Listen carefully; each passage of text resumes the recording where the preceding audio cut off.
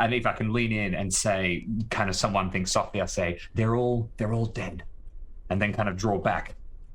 I'm not crazy, I just sleepwalk. Right. Good for you.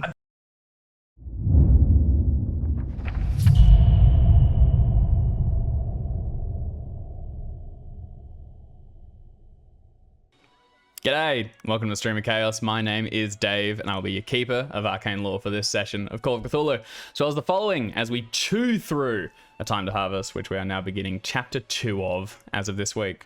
As always, I'm joined by our players Art, Jackson, and James, as well as joining us this week, and for this chapter, Alex, who'll be playing Josephine.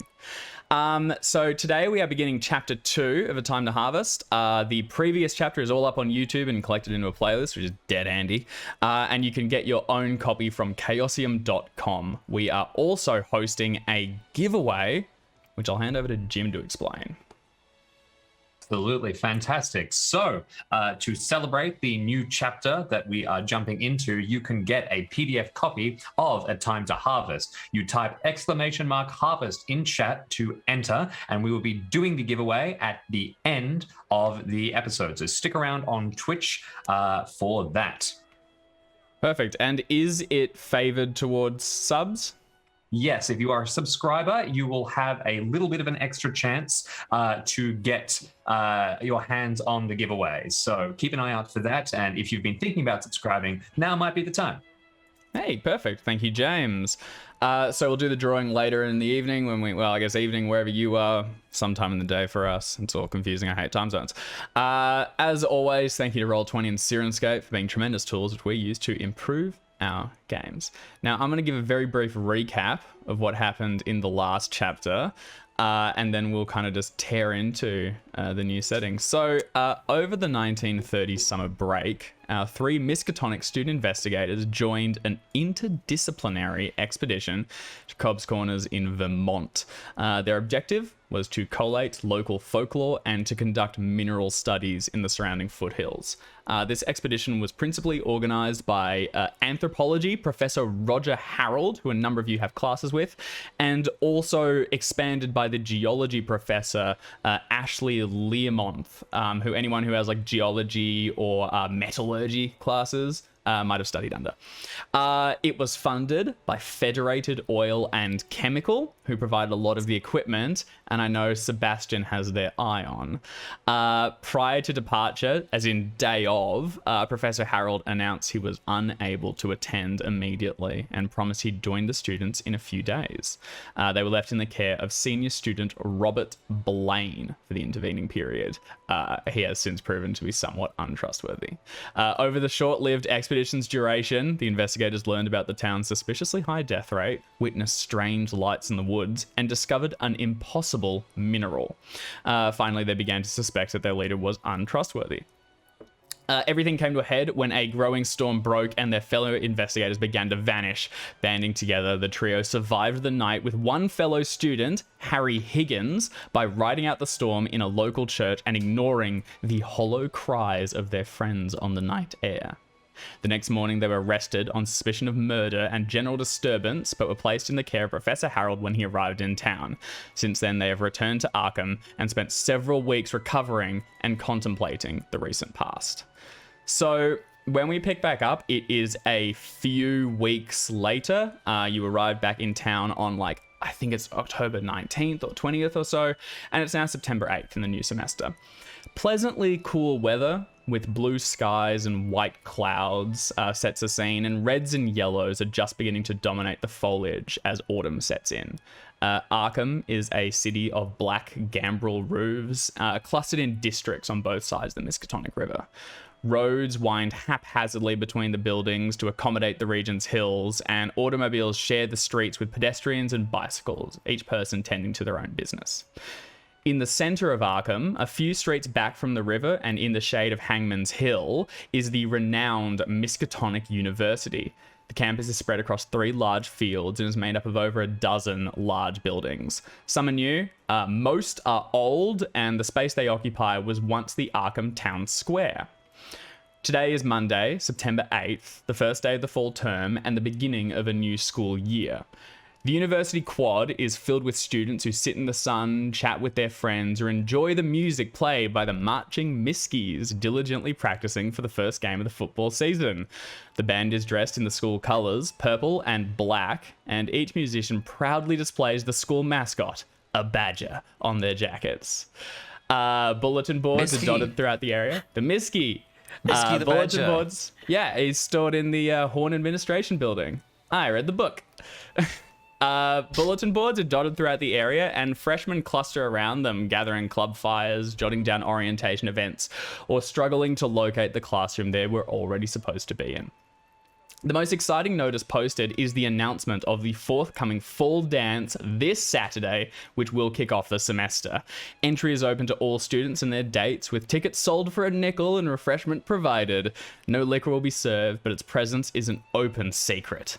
The theme of this year's fall dance is particularly daring and inspired by the recently departed Miskatonic Antarctic expedition, which set sail mere days ago.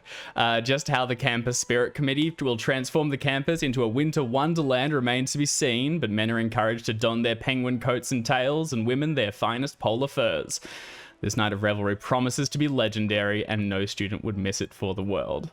And if you know how the Antarctic expedition goes, shush. Very well, I hear. Yeah, it's As great. all It's fun. Antarctic expeditions did around that time period. Oh yeah. If it doesn't think end in not disaster, it wasn't a real one. Will go wrong. Good reference. All right.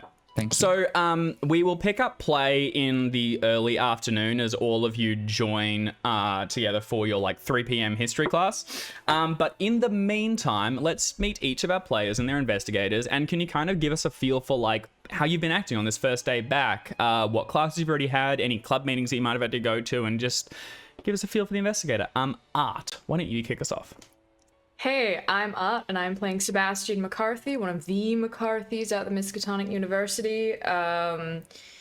Recently returned from a slightly harrowing expedition himself. Seb has spent the first day back morning getting the debate team together, getting ready for the sort of yearly calendar when the meets will come up and that kind of thing, and organizing to have representatives on the quad for a week, essentially trying to get new people in. So that was the morning. He has already had one of his classes, descriptive linguistics, because fuck it, that sounds wanky and I love it. And it's actually a class people used to take. Go look up old university manuals. It's fucking amazing. And then I think prior to heading off to history class, he was probably seen sort of wandering around the Orne Library, sort of apple in hand, perusing and just reading a couple of varied tomes. Just kind of somewhat out of character for Seb. You wouldn't usually find him in the library at lunchtime, but he seems perfectly at ease and quite happy. Yeah. Just sort of perusing. What does Seb look like again? Seb, I believe I described him as a rakish fellow, and I'm going to continue describing him as a rakish fellow. He just doesn't have quite the rakish attitude. But he is a reasonably good-looking young man in his early 20s, very well dressed. He's not ostentatiously dressed, but all of his clothes are well made of good material. He has, very similar to what I'm wearing now, except you probably have a jacket on as well. Nice jumper, shirt, tie, the Miskatonic University pin that his mother bequeathed him, signet ring and everything, and that's pretty much Seb. Perfect. So Seb enjoys his lunch in the library, careful to dodge the librarians who would turf him out for consuming an apple near precious tomes, and then makes his way across the quad and towards the building to attend his afternoon history class. Next, let's meet Jackson playing Chaz. Hey, that's me. I'm Jackson. I'm playing Chaz Dedrick, Well, hey, football star to the stars. That didn't work. it was stronger when you're a psychologist. Oh yeah, that's where that came from. There you are. Anyway, His friends are not books. no, not this time. Chaz is a beefy dude, and yeah, he'll swagger around, just as he was the previous school year. Swagger around campus, making sure everyone knows just how much of a big deal he is. I don't think the situation of what happened over the trip is quite sunk in yet. Like he's got a little bit of nervous energy, which he takes out by chucking the pigskin around, and it all breaks between classes. Very good. Yeah, spent a lot of time out in the field. I was about to say pitch, and then I remember that's baseball. So yeah, I do know what I'm talking about. I've done my research. Jackson plays sports. It's true. You can claim the pitch and bully all those nerd baseballers. Yeah. Tell them football's a real That's right. sport. Yeah, perfect. Jackson researched sports. That is not the same. That counts. And then otherwise, just going to the bare minimum of classes as usual. Chaz is studying business because his parents told him to. Yep. Which means, you know, going to all the bare minimum business kind of core classes, and then just doing whatever sounds easiest. So English, I already speak English. How hard can it be? It's like, yeah. I mean, I think there's a thread through there. So I mean, you had a pretty exciting summer break. You've been accused of murder, and you Yeah. had to attend court in Salem. Yeah, I was gonna gloss right over that.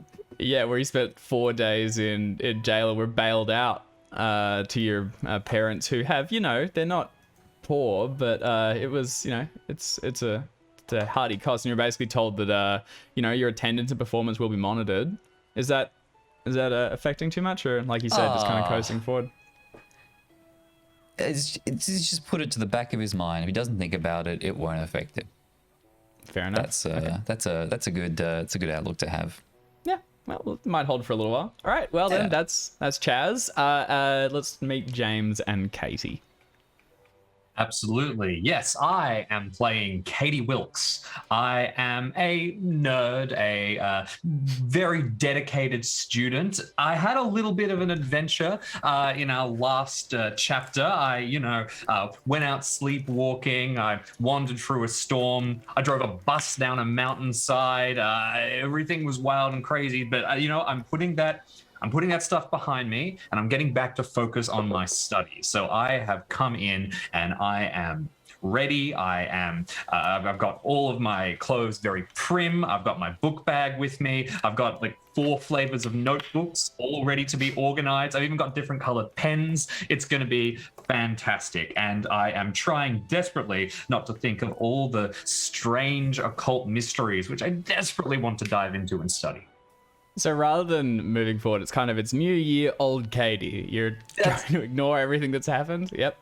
That's right. It's new year, new me, which is the old me. I really this time my twin sister Violet is not going to outshine me academically. I can't let that happen. I need some kind of win here. I will say, possibly to your relief, when you return back for the beginning of the semester, your sister has not arrived yet. She was on a field trip of her own, which does not seem to have sparked scandal and controversy, but she should be due back sometime today. Bet she had a great time. Bet it was lovely. bet no monsters tried to attack her.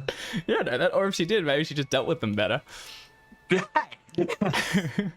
All right, and finally, let's meet Alex and Joe. Hi, I'm Alex. I'm going to be playing Joe Johnston, who is a very tall. It's the first thing you notice when you meet her is that this woman looks most men in the eye.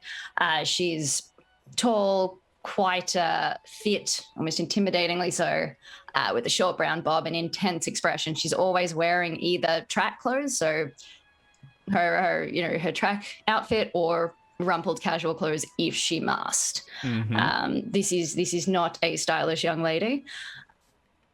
She had track this morning, first day back, straight back into it. She's very dedicated to her sports, because she needs to keep her fitness level up because she is going to become a pilot one day, and as such is studying engineering. She suffers through the classes like mathematics so that she can attend ones like machine design, which is where she was prior to lunch.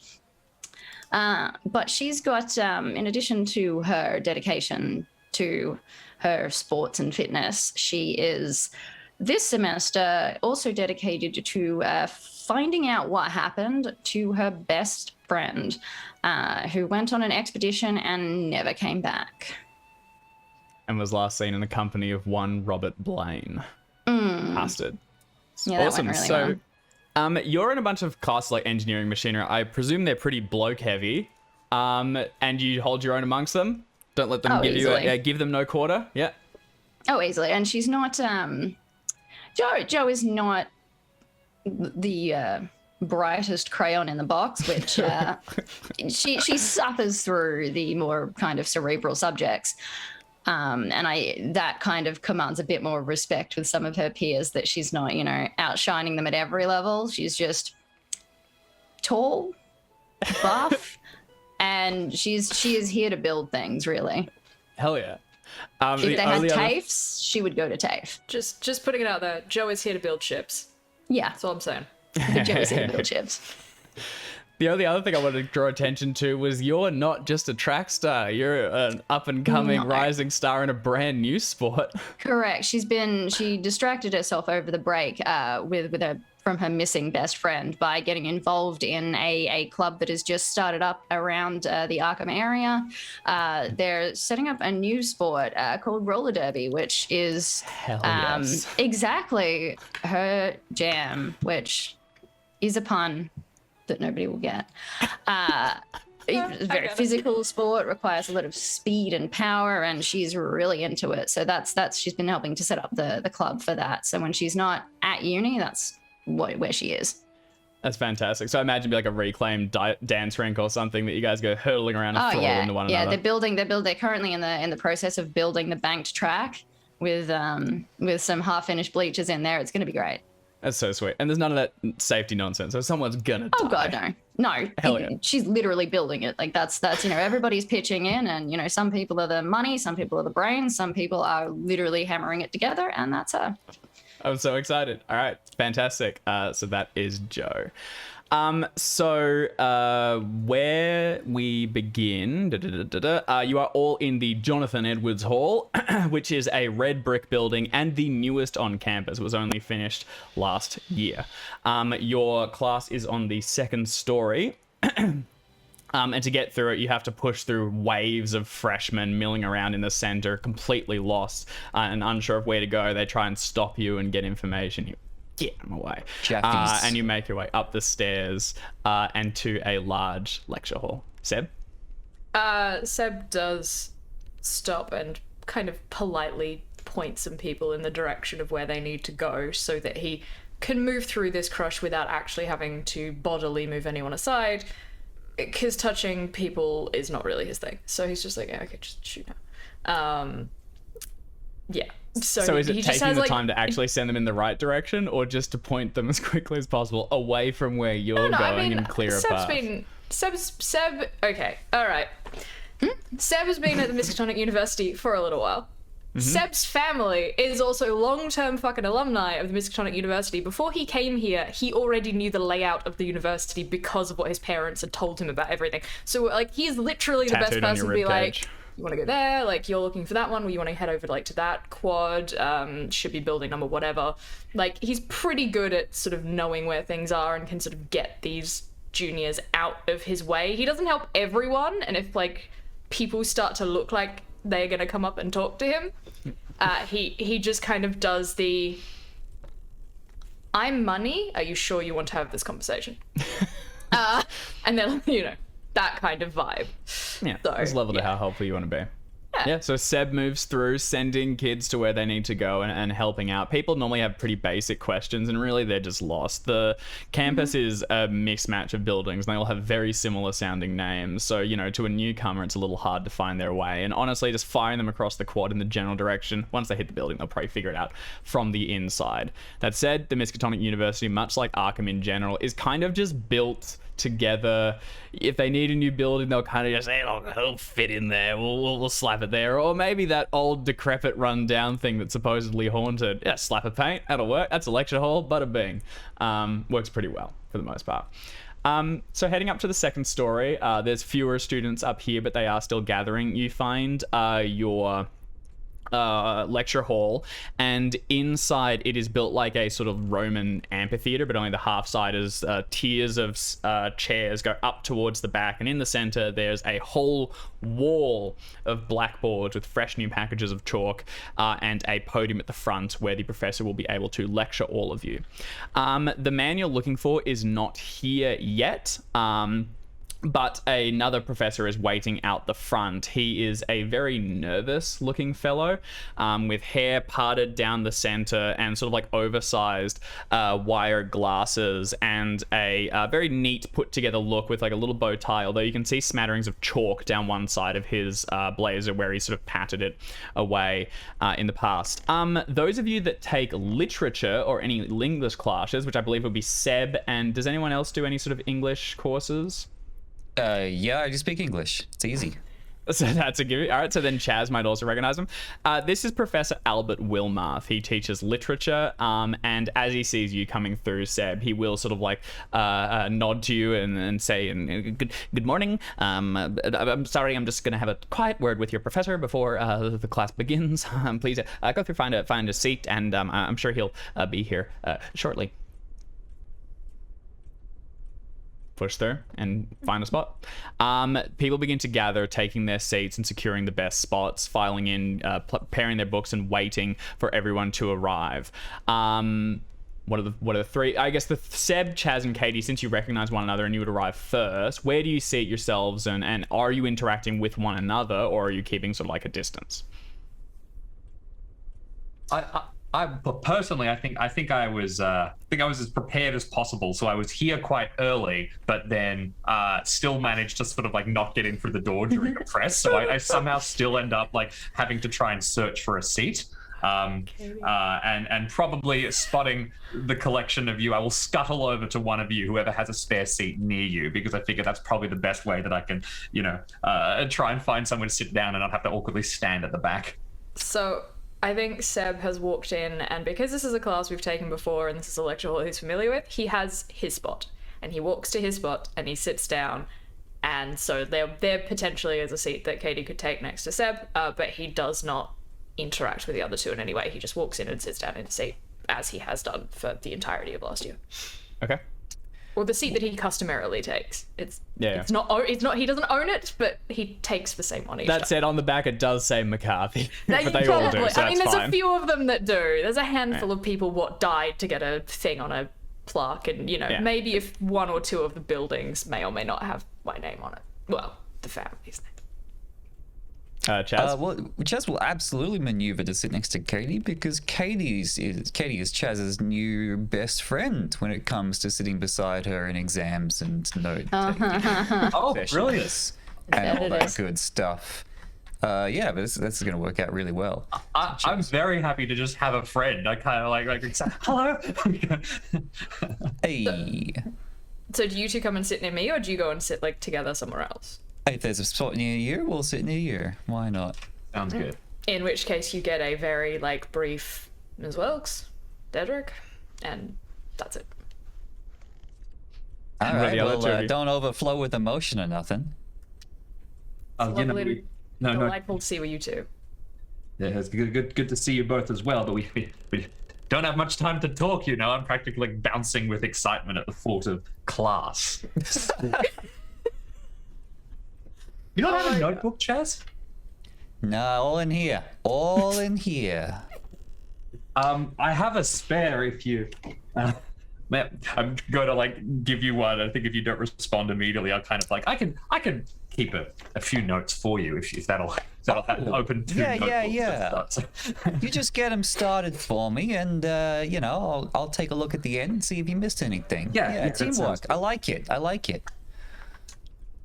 Joe is probably the last person to arrive, and she's easy to spot. And she's like large and kind of sweaty at this point because she's been. She decided to do a couple of laps around the oval just at lunch because you got to keep you lose it or use it or lose it, and she kind of stops inside the door and scans the hall and visibly just locks onto the three of you. And is not trying to hide it at all, and kind of does that, like, walks up the lecture hall, walks up the aisle between the seats, right to the back, but doesn't take her eyes off the three of you at all. The whole way walking up, and kind of sits down on the aisle right at the back, and is just staring at the three of you. Are you hoping we notice the fact that you're staring at us? I just don't think she cares. I think it's a disregard. Are you seated next to them where you end, or are you on another section of the amphitheater but Like looking across? right at the back. Perfect. I think in particular, Chaz is the one that you focused on, given that there was a recent article published that you found which included Chaz Dedrick and John Jeffrey in high prominence. Mm-hmm. For the three of you, Katie, you recognize Joe at least as your sister's roommate and a fellow track member. Seb and Chaz, probably like maybe in passing, but they weren't in this class previously. I have seen Miss Johnson before. Yes. Oh yes, you very publicly have. Yep. How did that go? So I don't know if Ms. Johnson remembers Seb, because I don't think they had an interaction, but No.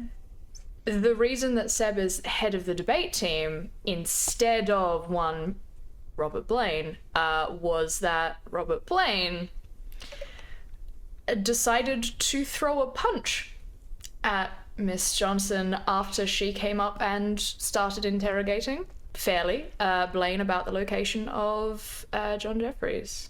It did not go well for him. No, it did not. I believe the result was Miss Johnson is fine. So I think, yeah, there's definitely like, I recognize Miss Johnson, and there's a like, oh, it's you. But that's She just intense stare at Chaz. Take well to being stared at, mate. I don't know. the burning into the back of his skull. All right. I think that noticed, I'll turn around and do a quick. Oh no.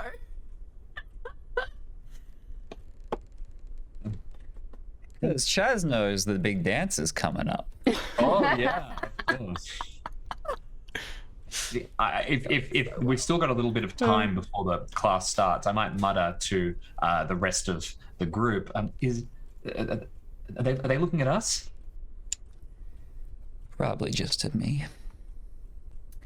Okay. That is Joe, seeing that the group are looking back at her, Joe is gonna get up, collect her books, walk down to where you guys are sitting. There are no seats next to you, but she looks at the kind of half asleep, obviously partied a bit too hard over the weekend, individuals sitting on the end of the aisle near where you're sitting, and just looks down at him and says, "Get."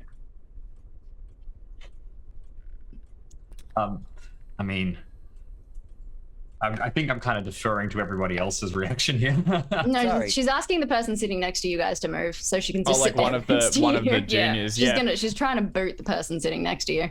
Yeah, I some think, kid like gets up and scatters terrified before you and tries to find another spot. At this point, it is definitely beginning to fill up though, so they have to like scurry down towards the front and stand a little awkwardly and try and shuffle around, find someone to I sit can take next the to. one that I took.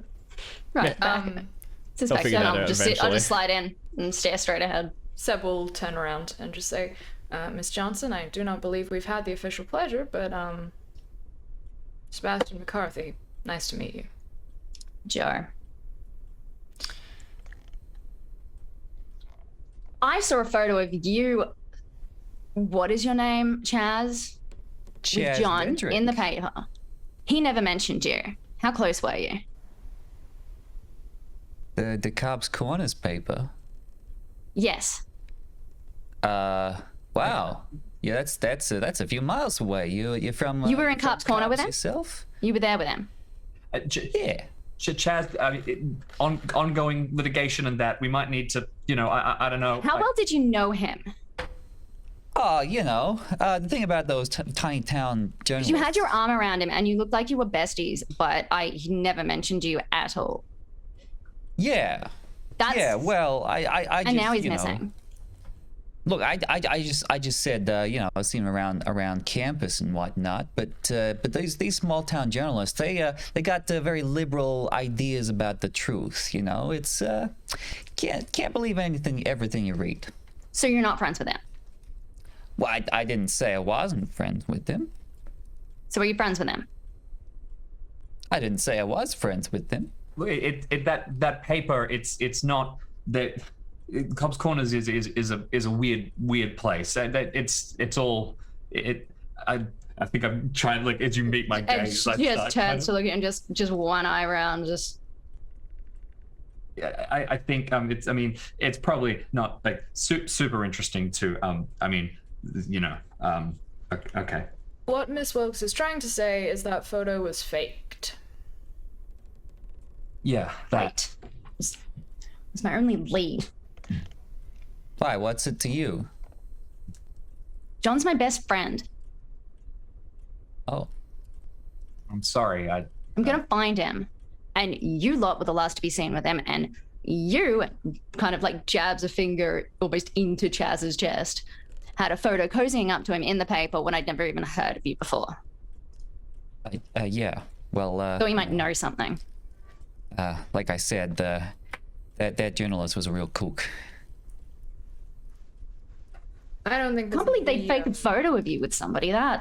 Who would do that? Yeah. That is lower than low. Absolutely. Should write a letter to the editor. He was the editor. Editor, journalist. Unbelievable. Who would fake a photo like that? Just terrible. Yeah. I don't think this is the best place to have this conversation, and I look up as I assume the professor starts to walk in and go, but perhaps we could move this to somewhere a little more private when we're done. Right, class, yes, study, history, great. History can be quite interesting. As you say that, and you just try to you're sharing some of your thoughts, but there's a hush that rises to the class as the professor does arrive a little bit late. Coming through the doorway is a brown-haired man, also dressed in a sort of a tweed suit, as is the style of the time. He's got a briefcase in his arm and a bundle of papers under the other.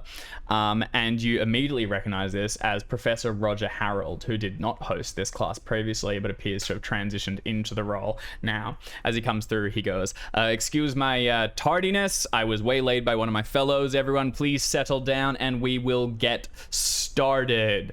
He begins to write his name up on the blackboard, underneath which he writes New England Colonial History, which is the course that you are taking.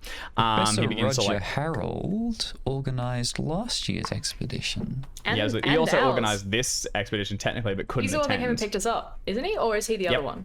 Nope, he's the one that came and picked you up and rode that's you the back same guy. not too long ago. Yeah. Fantastic. We're well acquainted.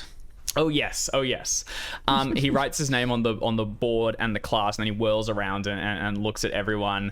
And he will peg the three of you up in your seats towards the back, and also Joe seated with them. He doesn't squint too closely. He just seems to register you, nod slightly, and then he turns to address everyone. He goes to some basic formalities for the course, and then he says, "Now, before anyone asks, there will be no field trip as part of the course this year.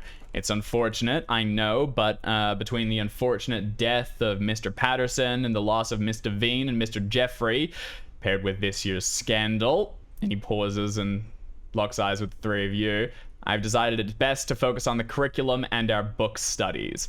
At this point, there is a collective groan from the rest of the class, who historically this has been a bit of a write-off because you just do a bunch of trips to museums and battlefields and shit. And the three of you are definitely looked at as part of this, and then people kind of like sigh and eventually go back to jotting down their journals. Anyone who gives them like the stink eye gets just unbridled fury from Joe. Just Ooh. This is just a don't perceive. Just stop looking. One kid sitting right in front of you. One kid sitting right in front of you turns around and looks at Katie, probably is right behind him, and Joe, you're sitting next to her. He looks up at you, Katie, and goes like, "Nice going, Katie. This was supposed to be a write-off." And it turns back slowly and sits very quietly for the remainder of the class. Thanks. All right. Right. The class begins and you begin to go through the curriculum. Most of the first session will just be explaining what's expected and assigning the first project, which will be writing a report on something. It'll be due later this week, and he sort of goes to like class hours and things. Basically, things continue forward. How do each of you handle yourselves during the class? What are you doing? What are you up to? I've got a boring answer. I'm working. I'm studying. Yeah. I'm a little note-taking machine the whole time, trying not to meet anybody's eye, losing myself in the work, entering a flow state, if you will. I shall. Thank you. I would love to hear you give us the name of the person who came up with the concept of flow state, if you so desire. I would have no idea. Oh, okay. Mahai Shizek Mahai is the person who came up with it, and it is one of the most confusing names to say because it's not spelled anything like that. Love it. I just imagine this was like a DBZ thing or something. No, flow state's flow what is you a enter legit- before going Super Saiyan. Okay, sweet. Flow is something that you study in like game design theory, and it's Shizek Mahai yes, is the person. yes. Yeah. Very cool. All right. Anyway. Katie's ascending. What's everyone else doing? Chaz gets to work studying everything in the room except the professor in the blackboard.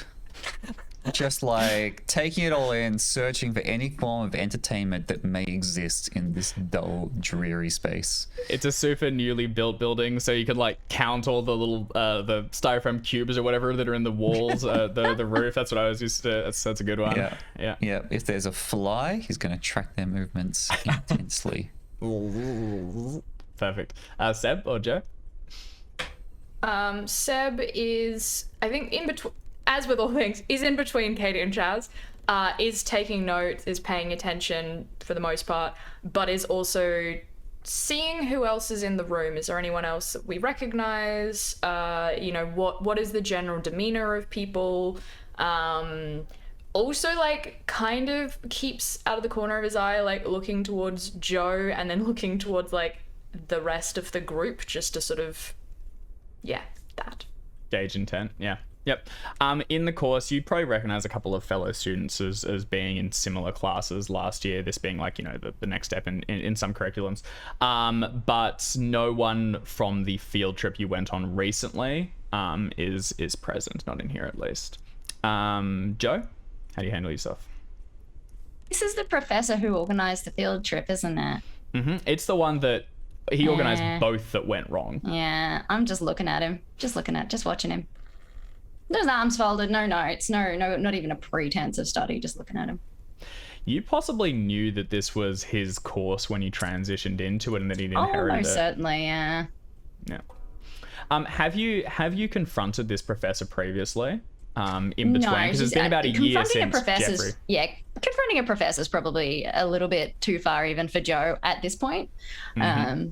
But she knows that this is the guy who organized the field trip, so she's just no pretense of work. It's just watching him. Yeah. You sit back and kind of study him as he goes through the motions of writing on the board and addressing everyone. He seems to be confident in his coursework and very competent at it. He teaches the class fairly well. Occasionally he'll catch eyes with you, but only in so much as anyone else in the room. He'll give you sort of like a nod and sort of at one point he will go like, Miss Johnson, do you have a question? No. And he goes, Very good, and continues on with the class. As it moves through, and as we get towards the end of the thing, as he's going through to like assign work and stuff, and it's just beginning to wrap up. Chaz, you're kind of zoning out and just looking out the window. You're playing a game where you're watching the kids on the court. A couple of people are rushing fraternities and things at the moment, so there's general dumbassery happening down below as you see someone go sprinting from one building to the other, pursued by freshmen and whatever else. When you spot leaving the library a pair of familiar figures. Terrence Laszlo, one of the gentlemen that was on your previous field trip, a very snotty looking weasel child with black pushback hair and dressed in a way too expensive suit. He's no longer carrying his trademark briefcase, but standing just next to him is another figure, Clarissa Thurber. Beautiful African-American woman who's dressed very conservatively and was known previously to be very intelligent, very steadfast, and also not remotely friendly with Terrence Laszlo, is walking beside him. They both depart the Orne Library and begin to head across the field towards the stalling Charles Tyner Science Annex, which is one of the buildings that hosts a lot of the laboratories as well as science classes and offices for the professors in it. You spot them walking out, and this is the first time you've seen any of the students from that field trip since you returned. Like they've just been missing entirely. That you don't really know. I mean, in theory, they kind of just all vanished because there was no real word on it. Like that would have made papers if they'd gone completely absent, but you hadn't seen any of them come back to class yet. Did Harold like take the three of us back on the train? I seem to remember. So four of us. He dropped the four of you on the train, and then he stayed in Brattleboro and went back to Cobb's Corners, presumably. Right, and now it turns out they've come back. Mm-hmm. Chaz will like sit bolt upright and cause a minor scuffle. Yep. Everyone else is kind of like jostled a little bit. At this point, the professor is going through the coursework, and most people are like focused on writing down assignment dates and things, and not really focusing on the four of you. Desert? Laszlo and Clarissa just came out of the library. I didn't know they came back. I thought they were dead. What? Laszlo and Clarissa. No, I heard you. Where? Look out the window. Just there. Pointing out, at this point, you can still see them. They're just making their way across the quad. One kid in like a bicycle weaves around them. They mount the lawn and begin to stride past picnics and towards the science annex. Hey, Joe, you got questions about what happened? Yeah, Those that are I your do. people. Those are your people. They got something happened to them. No. Not here. Not here, Chaz. Well, Right there. They're right there. We need to talk about this. I think. Are we gonna? I can throw up on command. They get us out. We're like, how long have we got for the class left? In theory, it's wrapping up, but it's kind of dragging a little bit right at the end. That's a just useful skill. all That over is the such a desk useful right skill. now. Also, I'm not sure if it's occurred to you, but we are adults. We can't just leave. Like we can just leave. No, that would not occur to Chaz. Look, it's not that we Have you can't- got all your notes? He's not saying anything useful. It's that it's dangerous. It's that those people. It's a there's a science lot- lab. This is really not the right place to have this conversation if you all Let's go. want to get up and... She's gonna get up and just walk. Joe like stands up and begins to go down the sides. You're the first person to get up and go. The professor from the front will go, Miss Johnston, I'm not finishing assigning the work. That's all right. Don't worry about it. Yes. Okay, you get to the lower thing and just head towards the door. Oh my It opens very loudly, and everyone in the class can now hear the students passing in the corridors outside. Another Because kid everyone kind else of is like, out. yeah, exactly. Another kid stands up, begins to gather up some of the things, and the professor just like ignores them and continues to state what's happening. Seb, Chaz, and Katie, are you heading off as well? If there's another person who stood up, like, external to the three of us, then Seb will like slowly rise and start to get his papers together in like a not rushed fashion, but also very much like subtly suggesting to the rest of the class that it is also time to leave. Oh my god, Oh, rebellion I on like the it. first day. Just not again, it's like, you know, that towards the end of class there's always like someone who leaves first, and then like it's kind of like a party. When one person leaves, everyone fucking leaves. Like it's what happens. So this is what I'm trying to like That feels like a power roll. Can I you think like I'm gonna- exert your influence on the crowd? Well, first of all, hey, I'm going to hit you with the big guns. I'm going to hit you with the heavy stuff. Teacher looks around and says, the bell tower doesn't dismiss you, I do. As the clock chimes in the distance. Do you want to make a power roll to try and rally the students to your cause? Is there anything I can do to help out by like holding the door open? And like, people like bustling back and forth. Yeah. I'd get roll with a bonus dice since you're effectively being assisted. 44. Not a hard, but close. Do I need a hard to make this a thing? No, you don't. Professor Harold looks up at you as you go, and he can see like people beginning to rise up, and you begin to walk down, and he'll just close things off very quickly. He'll go like, all right, well, look, I didn't mean to keep anyone longer. I know you've all got things to go to. Please remember to just conduct the first few assignments. I will see you all on Wednesday for the next class. If you have any questions, he'll state office hours, and his office is in this building as well, so you can find him here. And then he begins to pack up his own things, and we'll talk to some of the people as they're leaving. The last time you saw this man was when he was escorting you from Cobb's Corners to the train as well. And in theory, he went back into town. I want to focus on Katie. The last time you saw Clarissa, she was being wrenched out of the back of the bus by something in an explosion of glass and fog. Can you make a sanity roll for me, please, as you see her walking across the quad? Yeah, also, I think this is Katie's personal hell. You know, she's usually the person who kind of sits around and is the last one to leave and has to kind of like talk to the professor and prove how much she learnt in class. I really liked when you talked about A, B, and C, but she's also an inherent follower of mischief. So she's kind of like squirming in her seat. This is terrible. And then, of course, she saw Clarissa die, or as close as you can get to that. But I succeeded the sanity check. All right. Did you anxiety your way through the sanity roll? Vibration of... I genuinely think that she's so uncomfortable with the situation around her that she kind of can't process things all at once, and she's compartmentalizing. Like, I'm gripping my pen so tightly my knuckles are white. I love that. So someone that I once saw talk who is like has social anxiety decided, like, got to the end of the talk, went, oh, there's a room full of people, I need to get away from the room full of people, and just sunk down behind the lectern, and then realized that wasn't the way out, so he had to stand up and then run out the room. I feel like that's Katie in a nutshell. Is just like, oh god. Yeah, that's pretty someone to just come on and pull the podium away so you could... And I think though that one of the sort of deep down reasons here is I think that, you know, Katie she knows that we're not away from this clean, and she was waiting for the other foot to drop, and maybe this is the start of it. Foot shoe to drop, because if you drop a foot, that's horrifying. Oh no, I mean, the foot's been this severed. is pretty horrifying. Yeah, this is Cooler. Yeah, fair enough. I'm not taking descriptive linguistics. Clearly, I need it. Okay. So the professor hosts a couple of the other students that have questions and things, but unless anyone wants to stick around, you can all make your way out of the building. And where is everyone heading? What are you doing? I will note, so it would now be about 4 or so. The 3 of you, Seb, Chaz, and Katie, have a meeting with the Dean of Students at 5 to discuss the your actions over the summer break. What do you all want to do? You very much have to. The Dean of Students, to be clear, is the sort of person, you don't go to them. If you have issues with classes and things, it's normally resolved by someone much lower. The Dean of Students is really only attended when you are being expelled or threatened with expulsion. It is very, very severe.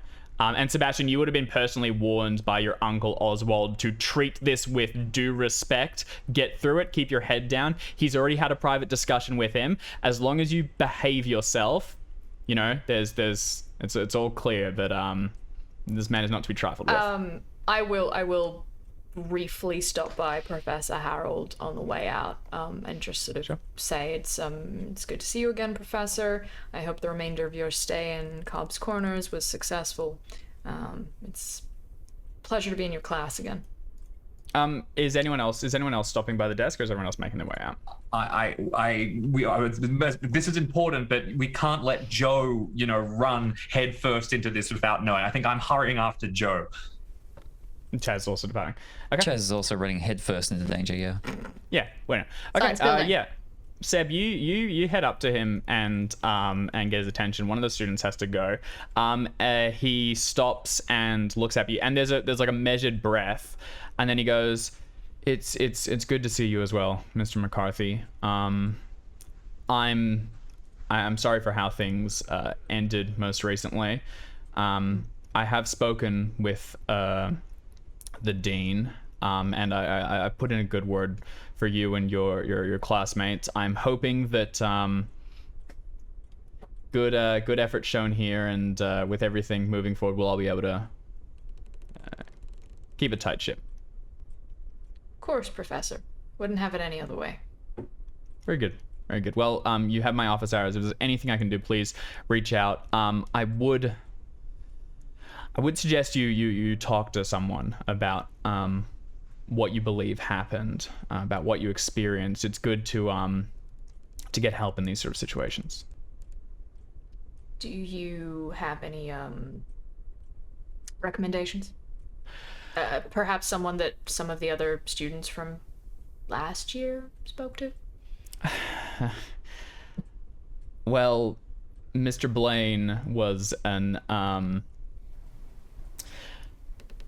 we could have handled that a lot better, and honestly, I do need to apologize. He shouldn't have been in the position. He shouldn't have been in charge of that expedition. I see now that was a mistake. He found solace in the bottle, and I regret that I wasn't able to help him more. I would encourage you to seek out perhaps St. Mary's. We'll have someone who can talk to you, or if there's anything conditions, any injury you sustained, be it physical or otherwise, make sure it gets tended to. Of course. It completely slipped my mind, Professor. Did Blaine return with you?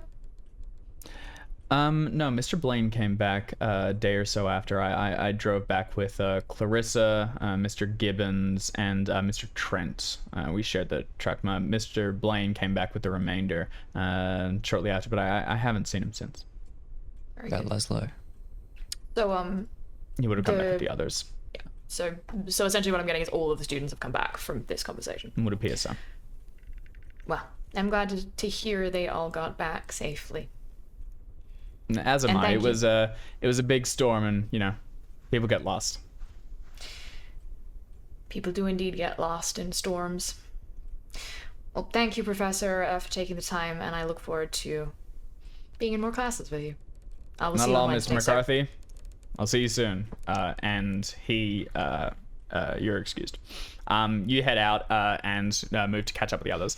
So Chaz, Katie, and Joe, as you're leaving, your intent is to get out to the quad as quickly as possible, but the halls are just thronging with students, especially once you get down to the first floor. And breaking out from there, the quad has people like lounging about. Most people are done for the day, so they're taking that opportunity to stand in doorways and have long conversations, as they tend to do. What's your strategy? How are we getting through this? I'll jump in quickly at first to say I don't necessarily want to get to the quad. I want to get to Joe and try and explain how much danger she's in. This is so also I'm a very sort of- public thing, so you might want to, rant around corners and things. Exactly. I'm trying, but I think that Joe is big with long strides, and I've got a big book bag, and I keep getting bustled by people. And I'm trying to. You don't understand.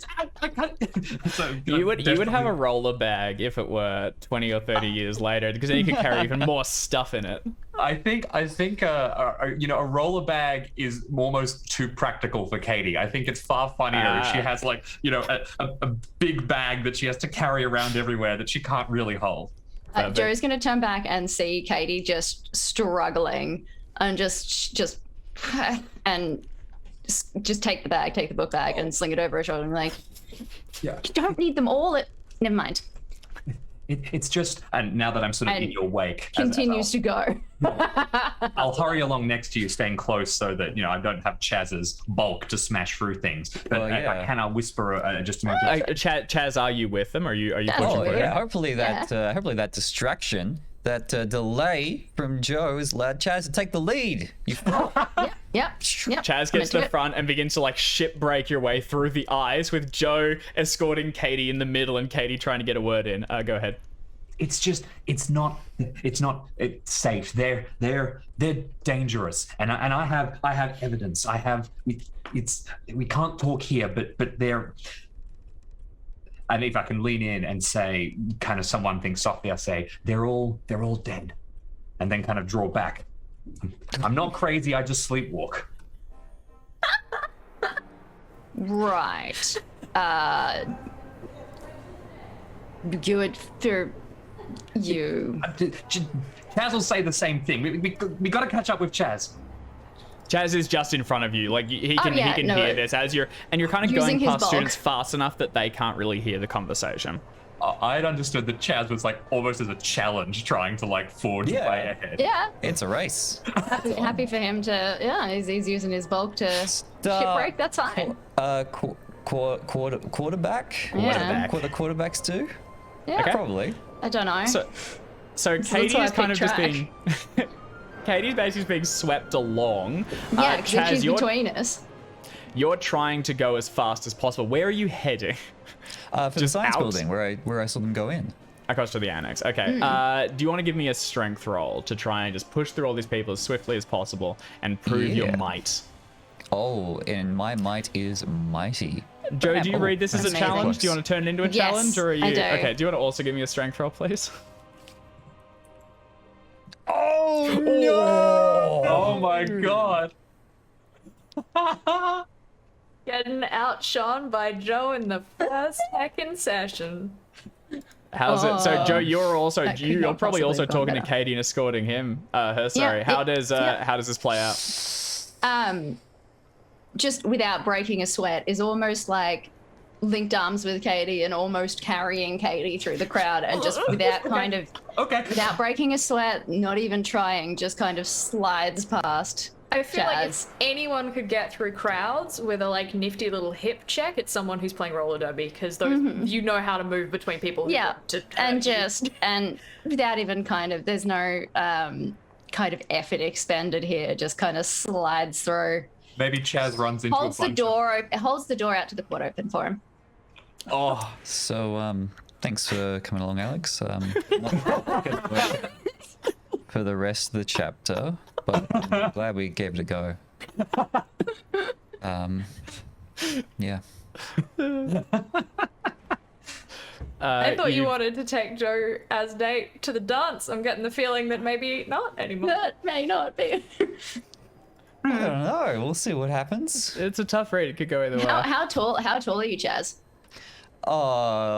Good question. How's your Size size? 60 above average, but strength 80. I'm bulk. I'm swole. Yeah, you're bulk, but it's I as lift. you walk through the door that she's holding open, it occurs to you that she might be maybe a centimeter taller than you. What? Just Okay. Mixed feelings. Chaz will process this later. Doors held open, students rushed through, Chaz amongst them, and Katie just swept, unable to just basically like pulled through like a river of students out and onto the quad. From here, you cannot get a bead on either of the students you were following, but by the time you saw them, excused yourself, made your way down, they'd be inside already, realistically. The quad has a number. People like just hanging out. There are kids having picnics, people tooling around on bikes. This late, most people are done with classes and are kind of just hanging out for the rest of the day. The Miskies are rearing up. There's a little gazebo thing which they're all playing. I love Sally over there, and there's kids just like rushing about. It's a grand old time. It's very pleasant. The three of you are there. Unless you rush off, Seb will join you not too long after. We'll probably wait for Seb, but if we can't see them immediately, these grounds are relatively, architecture. There's paths. Can we tell where they were going based on the direction that we knew they were heading in? Yeah, Chaz thinks they were going to the Charles It would just- Tyner Science Okay, Annex. all Let's Yep. hang on. There's a handy map. Do you guys have the roll 20 up? I do. I'm looking at it right now. Let's I was give that. not. Let's give that a gunner. I'm just gonna throw it to our viewers. Yes, it worked. Excellent. Okay, Charles, so number 7. yep. So let me just mark that. So they were heading to 7. And this is, we were as in- it says, Annex, there are subterranean levels between 6 and 7. 7 hosts most of the laboratories and things, and 6 is most of the classrooms and things. And you guys were in the Robert Carter, I think I said. Yeah, so check. it was the 4th. It was just across the quad. Oh, sorry, no, you were in the Jonathan Edwards. I stand Okay. corrected, which is number 5. 5. So you were over here. Yeah. So you would have had an eye line straight across. So actually, when you burst out, you need to cross the road and then you're Yeah. onto the quad. And did you say I saw them coming out from the Orne Library? the Orne which is at number Library. 13, bottom right corner Yeah. of the green square. So that doesn't super track how you would have seen that, but No. it's okay. They might have You been- saw they might them have in the done like a- distance. Yeah. Very good. Yeah, you actually probably wouldn't have seen that. You would have seen them from like just as they rounded the corner of the bell tower. So they would have, you see them from there. So actually, it could have been from anywhere over here. You Okay. don't. I guess you genuinely wouldn't necessarily know they came from the Orne. They just came But from that you direction. gave that to me for free, Dave. You fool. We'll see. Also, for anyone looking at the map and reading it, we should probably point out so you're not disappointed like we are. The university spa is a food hall. Yeah. Sadness. I actually motion to change it. Motion to make the Yes. university spa a university spa, and it's a hot tub thing. Could we Yeah. make Does it anyone like a second the bar? motion? Josephine bathhouse seconds the thing? motion. All in favor say aye. I I want a sauna, goddammit. I don't know how motions work. That sounded like enough to me. The motion carries. It's now a hot tub. So if Seb's caught up with us and we don't have sort of an immediate time pressure, What on then earth made you think that Seb was going to catch up with you? Well, are you heading that direction, Seb? I have to because I plan to go to the library. So I will begin to walk past, sure. But I am not necessarily stopping unless someone tries to stop me. okay, well, I think Katie just assumes you're going to because it's pretty funny. So we see you coming up. It's like, oh, yes, Seb's catching. Seb's catching. Let's give him a second. And then you kind of breeze come on. past us, and I'm like, okay. They went in the science building. We gotta catch them. We gotta catch them. Jazz, we have the meeting. Look, The meeting's an hour away. You can do a lot in an hour. 45 minutes. listen, Joe. There's a lot we need to talk about, but here with everybody around and this and that and. What tonight? Is there somewhere we can meet? Maybe we can meet at get some food or something. Talk all this through. We can tell you what we know, and maybe we can figure Sure. something out. I have track at 6 in the morning, so like not late. Okay. I don't know where people meet for things. Chaz, is there somewhere on campus or maybe down in Arkham we can meet quickly? Nobody's seen those two since the trip, right? That's yeah. It's Don't you want to know what happened? Don't you want to know? We catch them. I think we catch them. We spread out. We can find them. They can't have gone too far. Well, they were going into the science building, didn't you say? Yeah. Yeah. Well, if you haven't seen them since the trip, then I mean, maybe they know something. okay. If you Don't you wanna know? now, then let's do it now. But just be careful. Oh, where's he going? I'm just gonna kind of point to Seb. Seb fires off into the distance. Leisurely, saunter. If you two want to go after them, I can catch up with Seb and we can Done, and we're off.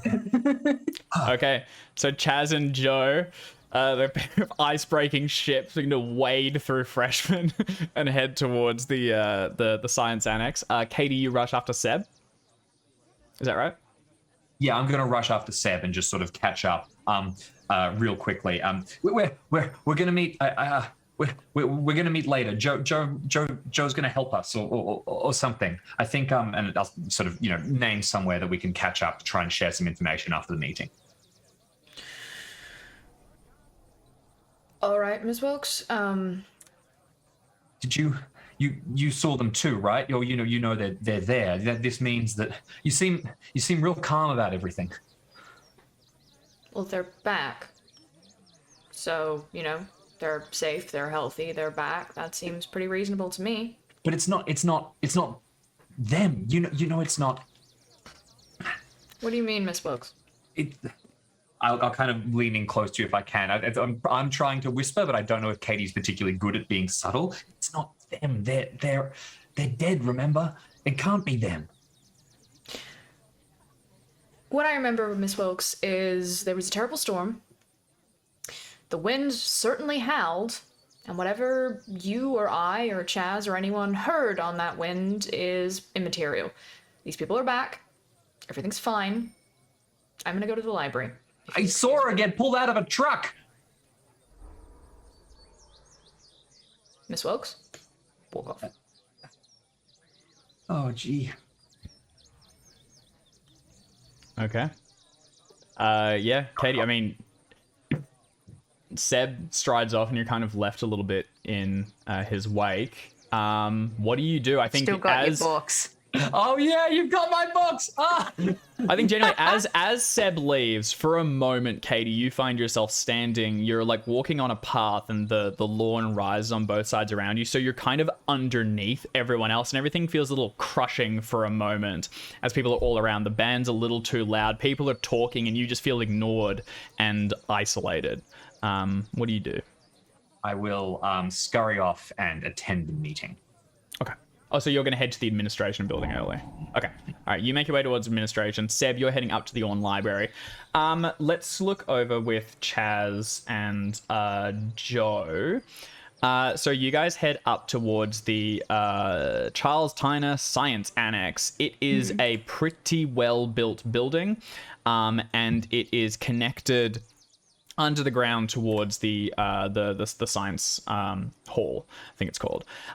As you arrive at it, there's a couple of students sitting around outside, a lot of the kids that have engineering classes and things in here, just gossiping and stuff. And as you get towards the front door, you open it up into a reception area, and from here you can access classes and things, but you'll quickly notice that there are lifts to the higher floor. So floor...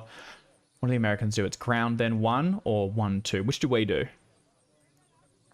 What's first floor here? First floor is ground. We do ground. Yeah. Okay, well, in that case, then 1, this so is they'll do 1 and 2. 1, then 2. So 1, 2, yeah. Yeah, lift to the second floor is, and to the basement, you cannot access without going past a guard who will check ID and make sure that you have classes and a reason to be there. Inside here, it is already a lot quieter. There are not many people talking. I think we just sprint in. We look in all the rooms we can, see if we can spot them. Yep. All right. So you just start bursting into like random labs not and like things. bursting. I'm probably gonna like maybe we don't like run because like people could see that. And All right, but power walk at least. power walk. Yeah. All right. Yeah, power walk. Just looking in every window and then We can do a going. power walk. You mean to like work through the rooms, searching inside each of them. Yeah, like one side down the hall each.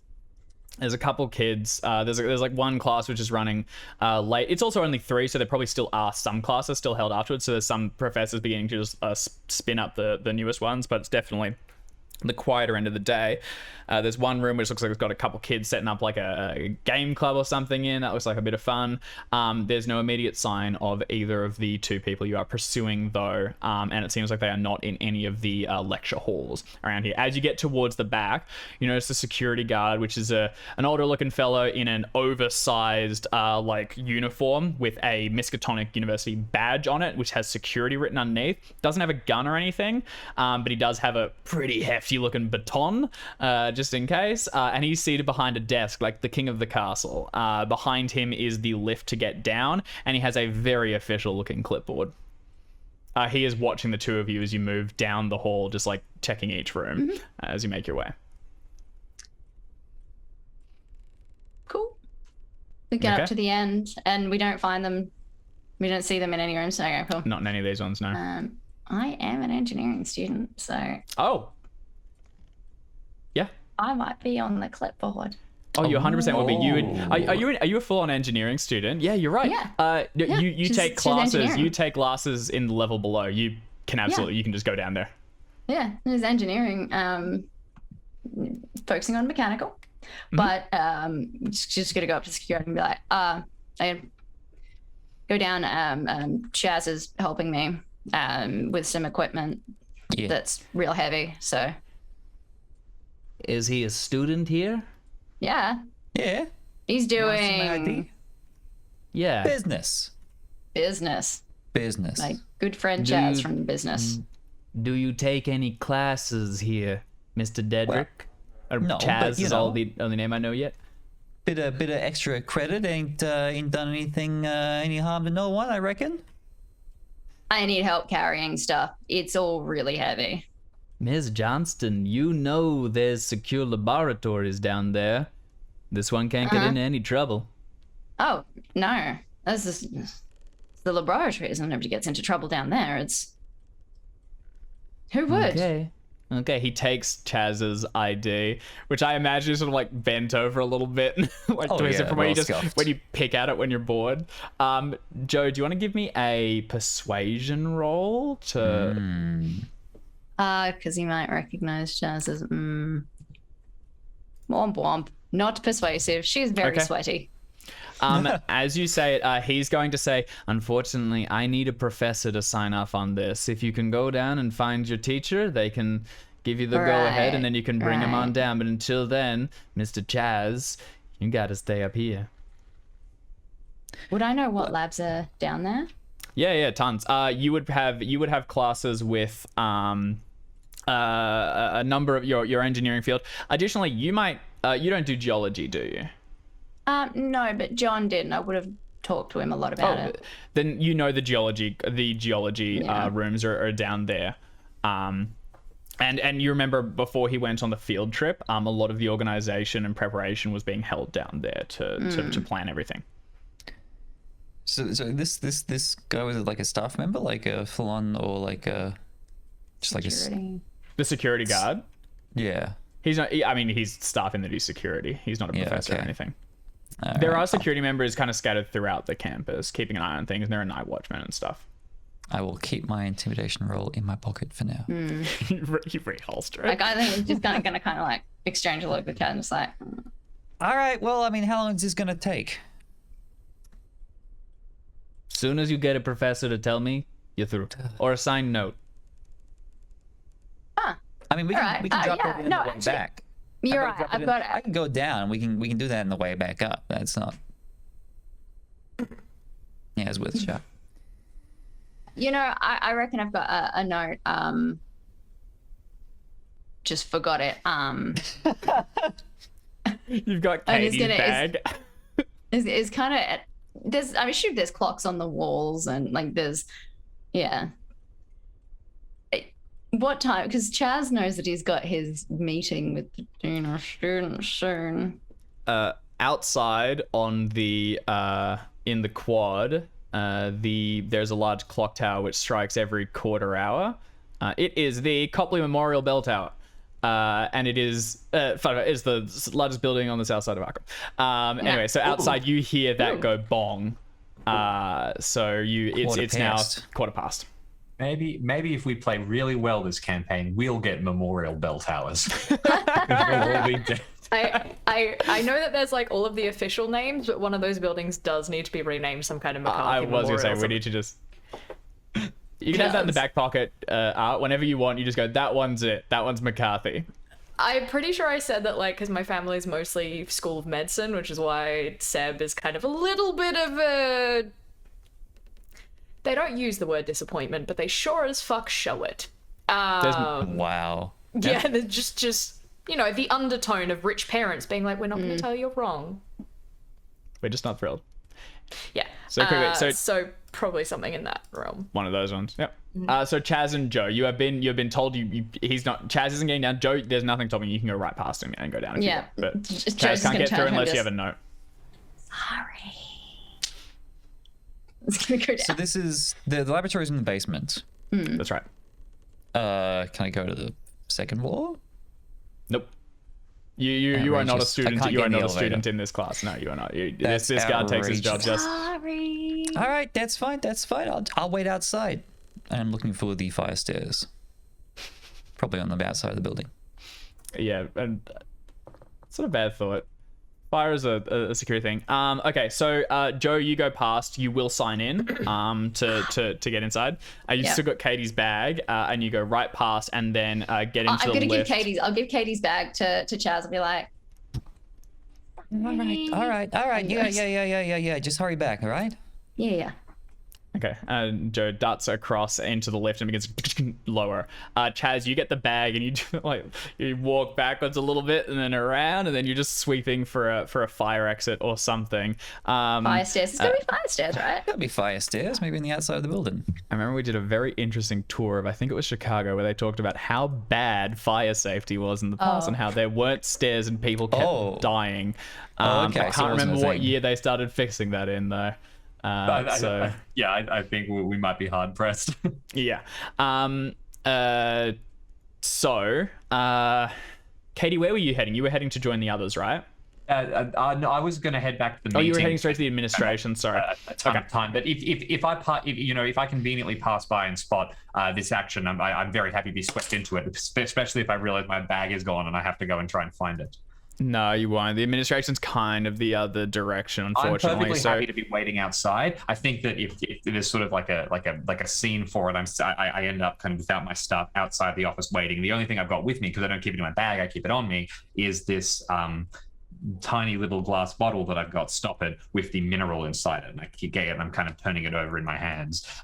The real proof that something is up, and maybe the one big clue that we had to have to lead us forward. Yeah. So you keep studying it, turning it over. It's this impossible mineral that seems to be able to accomplish amazing things and somehow tied into all of this. All right. Joe gets in the lift and goes down. Jackson, from the outside, can you give me... Generally, hang on. I have the information here, so I want to quickly check and find out what year this building was built in. Because someone in chat just said that the first rules were impressed in the early 1860s when the New York City Department of Buildings ordered the implementation of an additional form of egress on tenements with more than 8 families above the first floor. And it also sounds like it's specifically for apartments and things, but it sounds like not for a 2-story building. Any forward-thinking school would probably think it's a bad look if they're students, especially because they're laboratories. Yeah, there's delicate stuff in here. Especially because of all the horrible things that happen to the students. They don't want to make anything preventable. Yeah, Miskatonic students get themselves killed enough. They really can't afford to have poor safety stuff on campus. That's right. Can you give me a luck roll, Chaz? I found it also. It was built in 1920, so it's one of the newer ones. Oh. And this is more determining if the stairs. Oof. That is strictly speaking of humble. There are a set of fire escape stairs, but they are also behind the security guard, so that he can just track people coming and going. This is a relatively secured section. Outrageous. No luck here, unfortunately. You spend a bit of time. You do a loop at the outside just to be sure, but there's no secret passage that you can find or anything. Excellent. All right. And you find yourself either waiting or post at the any entrances and exits that I can, just to see if if anyone comes out. Okay, perfect. So you post up there and try and keep tabs. It's a relatively big building, and there are a couple of side doors, but you've got a good eye on it. You're pretty sure you could tell who goes where. Joe, the lift descends, and then when it opens up, you're in a subterranean hallway which goes down. There are a number of laboratories on either side, and this is mostly a section where people can go to very specialized classes. Your engineering class would be held down here, and as you begin to walk down the hallway, your footsteps are clicking on the stone.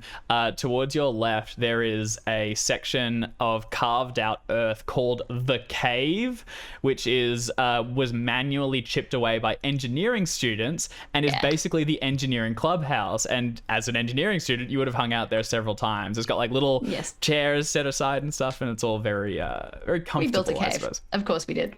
It's pretty sweet. Walking down, you begin to. What's your strategy? Are you just like walking down each one and checking inside doors? I mean, I don't know what they're doing here. I don't know. I have no context, so it'll just be checking it'll be the same as upstairs. Okay. A lot of the doors have frosted glass on the windows and you can't see inside. As you go down, you just try a couple of them and check in, but there's no immediate spotting of them. Can you give me I think spot hidden. It's not really hidden. It really feels more like luck, or you could go and just straight intelligence test to try and recall information from when Jeffries was doing this, and maybe some of that Jeffrey, was doing this, and see if any of that plugs in. I'll go luck. Okay. Sometimes things just work out. Hey, Hey. there you go. You go along a number of them and you open up and accidentally open into like a couple of tutorials and have to go, sorry, wrong room. Sorry. Click. And then keep moving ahead. Eventually you get to one, and when you try it, the door is locked. But as you click it, you see a shadow go past the interior of the frosted glass. Written on top of it is Professor Ashley Learmonth. How do we take one? That name would ring a bell. He was the second half of the professors sponsoring the expedition in charge of it. He was the geology professor. I'm just gonna kind of just back up against the wall in front of the door, just post. And just keeping a tab. Yeah, okay. Wait. You wait there for a little bit, sort of like, a couple time. minutes. Do you have a book or something to look at nonchalantly, or are you probably just like staring at the wall? No, I'm just staring at the door. Okay. Couple of students make their way out, and eventually another professor stepping out to go and get some notes will go clicking down the hallway, and as they pass they will go, I'm sorry, miss, are you lost? Oh, and I'm just waiting for a friend. Oh, okay, all right, no issue. He moves on forward but looks back over his shoulders at you as he departs. A little while goes on. Do you have you have quite high listen, if I remember correctly? Do you want to give me a listen roll? I do. And try and... I don't see much, but quite high listen. Where is it? It's down here. No, it's over here. No, I've moved my sheet around. All is lost. I have lost so many things on this sheet. It's alphabetical. Oh, it is too. Is always... Yeah, ish. There it is. With exceptions. Yeah, hard success. Hey, nice. Yeah, You're able to sound carries in here. Yeah, and I think you like post up right against the edge, and you have the door to your back now, and you can kind of hear a little bit from inside. With a hard success, you can't hear everything, but you hear pieces. There are 3 voices from inside. One of them you believe to be the professor. He talks with a sort of slightly British twang, and he seems fairly excitable and interested in whatever's going on. The other 2 seem to be explaining something to him. One is a fairly clipped American accent, a woman's voice, who seems to be quite sort of pessimistic about it's very down, and oftentimes when you then hear the response, it's like, trying to pep it back up. And the second one seems to be an accent from like Canada or Minnesota or something, somewhere up towards the north, and a deeper male voice. With a hard success, you hear the male voice go, yeah, so after we continued searching around, we reckon we found what might be a crater site. We got a couple of photos, and you can take a look at any of these ones here. You can see this one we took from up on the higher perch, and that shows what was probably point of impact. And this one here shows where we got the bulk of the material. And Miss Thurber here's continuing research on just what it is and such, but it seems to align with all of your checks. Unfortunately, seems like it was, and the other voice goes, extraterrestrial. And then you hear the professor go, continue like talk over it, and they seem to be doing some studies. And then they quickly descend into like science nonsense about the material itself. From your engineering perspective, it probably doesn't track. It's more geological and like testing. No, I wouldn't have any idea. Yeah. They seem to be settling in for the long haul. I mean, you know what? I told Katie I'd meet her later. I don't know if we defined later. I said probably not too late, but I've got time. I'm gonna wait. I think we'll post up here for a bit. You probably standing outside the hall for much longer you'll need to make a roll or something to have a reason to. The alternative is you could just head down to the cave or somewhere else and keep a tab on the door to see people coming and going. All right, yeah. I'll go hang out at the cave. And if anyone asks, I will just straight up say, I'm just waiting for my friend who's a geology student. Yep. And also, I mean, that's also just like a social section. You're totally free to hang out there. Yeah. Do you socialize? Is Joe like a regular here? Do you just hang out and, Yeah, Yeah, always keeping an eye on the door, but Mm-hmm. hanging out, not being too deeply weird, just shooting the shit with anyone who's around. Yeah, it's kind of hanging out and just chatting. Perfect. Okay. So we'll leave Joe there and back upstairs. Chaz, you're pacing for a little while, but the clock is ticking on, and you'll need to get going soon. As it gets to like 3:45, what do you plan to do?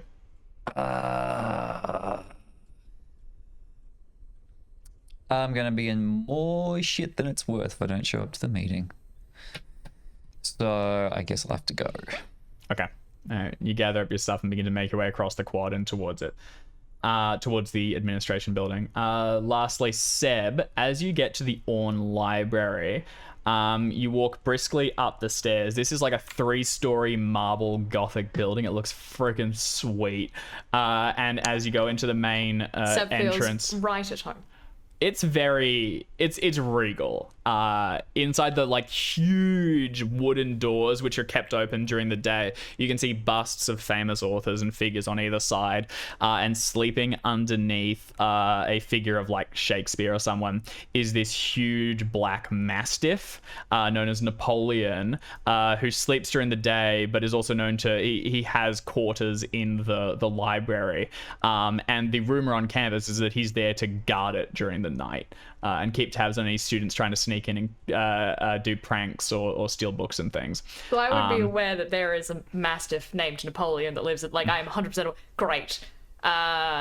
Seb at all times, and I do not care if you're like, no, you can't do this, because I am. Seb at all times has some kind of dog trait on him. He fucking loves his dog. This dog is his best friend in the whole world. It's like the only thing that doesn't judge him for being him. So he's just gonna like go up and sort of gently see if Napoleon is awake enough to want like treats and maybe some ear scratches. Yeah. You like walk over to it and crouch down. The dog's pretty soundly asleep and seems to have a real knack for ignoring students passing. It being a library, it's a little bit quieter, but this does open out into the main hall. You're able to like put the treat just in front of its nose, and it sort of huffs a little bit and eventually wakes up enough to loll out a tongue, grab the treat and roll it back into his mouth, then roll over and crunch on it satisfiedly. It is pretty out for the counts, but it's happy to have a pat, and it would recognize you by smell as you approach. Give him That some said, ear scratches, and I'm just like, you are the best boy, Napoleon. You know that, don't you? he seems very content, and you're able to walk further into the library. There's a second set of doors that lead in, and it's one of those like church style, open one set of doors, it closes, second set of doors you can enter, so that it can keep all the sound out. I also associate them with atriums and birds, so if the books start flying, that'll nip that in the bud as well. Inside there are an incredible array of books. There are shelves that fill the entire section, as well as rooms to the side which students can rent, or not rent, reserve, so they can study inside them and so that they can refer to books. A lot of people will not check books out. They will just come into the library, study with them, and then return them. Taking them out is a much more extended process, and this place takes the security of its books fairly bloody seriously. There are 3 levels of tomes, and they basically get more interesting the higher up you go. Higher sections have a wall towards the back, which are known to house Dr. Armitage's office. He is the professor who is in charge of the library. He is the director. And it also has a secured door, which you know to house a restricted collection of tomes. As you come inside, where are you heading and what are you trying to do? So Chaz indicated that he believed that Thurber and Laszlo were here earlier. Possibly came from this direction. Is there any record of like if someone is taking books off the shelf in terms of like using them, and then in order to return them, do you still have to like sort of, sign out that you've got them for use? If a librarian assisted them, there may be a record somewhere, but actually librarians are, in general, excusing books is not something that they will share with other people, because people might be looking at private information and things. So the librarian will not be too keen to share that with you. So there is every chance they just came in and had a look around and no one has a document of what they researched. It would be only if they checked something out for an extended period or reserved a room or something, you might be able to ask one of the librarians. No, I know if it's hard to get that information, I don't know that I'm gonna go there right this second, but I am going to head up to whichever floor houses occult books, which I don't think, some of which might be restricted, but I think there's, I mean, if Blaine managed, so one of the 3 books that Blaine had on him was from the Orne Library, and Seb spent most of the remainder of his holidays looking at similar books in that section, trying to see if there was like anything else connected. So that is pretty much what Seb's going to go back and do in the time that he has, is going to have a look to see whether or not any of those books are unavailable for some reason. He might also have a scan through the geology section actually and see if there's any like obvious, holes in the collection that would indicate that someone taken a book out. Otherwise, he's just going to go back and pull out the latest book that he was reading through, sit in like one of the, I'm going to assume, because I want it to be true, there's some kind of like window, like nook, windowed reading nook that he just like pops himself in and like sits there with, the book open and just like scanning the pages as he's been doing. So there is a religion and mythology section. There's also an occult science section that are both outside the restriction you can just access. So you make your way up towards one of the higher levels and head towards that. As you begin to thumb through tomes and see what grabs your fancy and see if anything's necessary, you spot across the way, seated at a table towards the back with a pile of books in front of them, both Roderick Block and Jason Trent. They have not noticed you.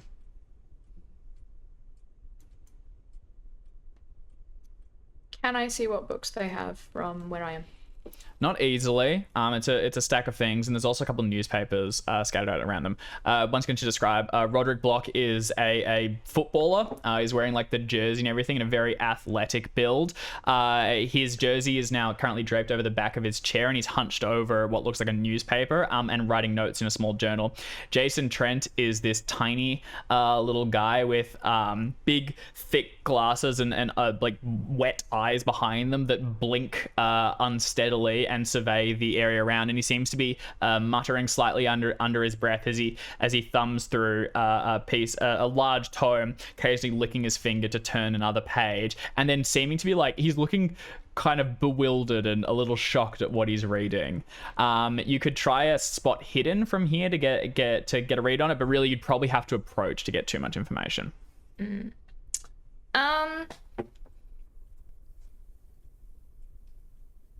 I have no reason to.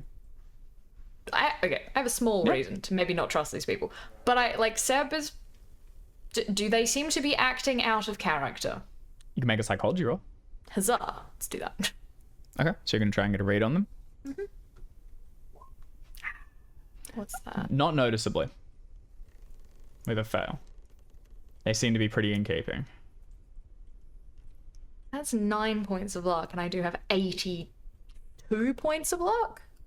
Would a success actually give me anything here? It'd get you some. This is a sort of a surface level read based on just them reading books in a library. You probably won't get a ton, but it's up to you. It's yours to spend. I'll leave it. If they seem to be mostly within character, I will. They're not like cackling under their breath or like casting hexes on people that walk past or anything. They seem to be studying. No different than you would expect people like for exams coming up. I think I'll wander over with the pretense of being friendly and saying, hello, and it's nice to see you back. I hope the rest of your break was good, and then like take that opportunity to like scan the types of books that they're looking at. You head over, and the whole conversation's very quiet because a patrolling librarian will kick the shit out of you probably if you raise your voices. So as you come up, you like draw out one of the seats and sit down. You're across from Trent and with Block on your left, and this is an odd pairing. They never really were friendly that you saw them before.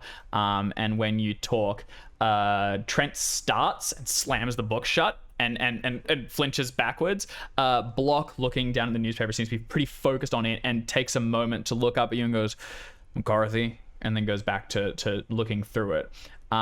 Trent makes a point of like leans forward, put his arm over the title of the book and goes, Yes, McCarthy? It's lovely to see both of you. I haven't seen you since the trip. I was just wanted to say again how much I enjoyed our time together. I hope the rest of your holiday went well, and I'm looking forward to see you around class. Trent swivels his head around, looking around, possibly for like a librarian that's approaching or someone. He seems to be like anywhere but you. And Block, focusing on the paper, folds it over and puts it over on the side, and then gets another newspaper from a large pile that he's working his way through, and goes, "Yeah, sure. Looking forward to. I don't think we got any classes together, but maybe run into one another somewhere. You had a good time when you got back?" Could have been better, but is what it is. What are they reading? What are they looking over? He seems to be only half paying attention to the conversation. He kind of goes like, "Yep, same." Do you want to give me a library use test? Sure. Otherwise, library use or English language would get you some information. Oh, for English language, as in like as in own. Mm-hmm. And that's Yep, that's 70. And you're genuinely you're a lit student. Like this is your wheelhouse. Success. Okay. So the newspapers that are being worked through appear to be records between like he's gone for a date range is what he's working through, and the range appears to be approximately early 20s, and local.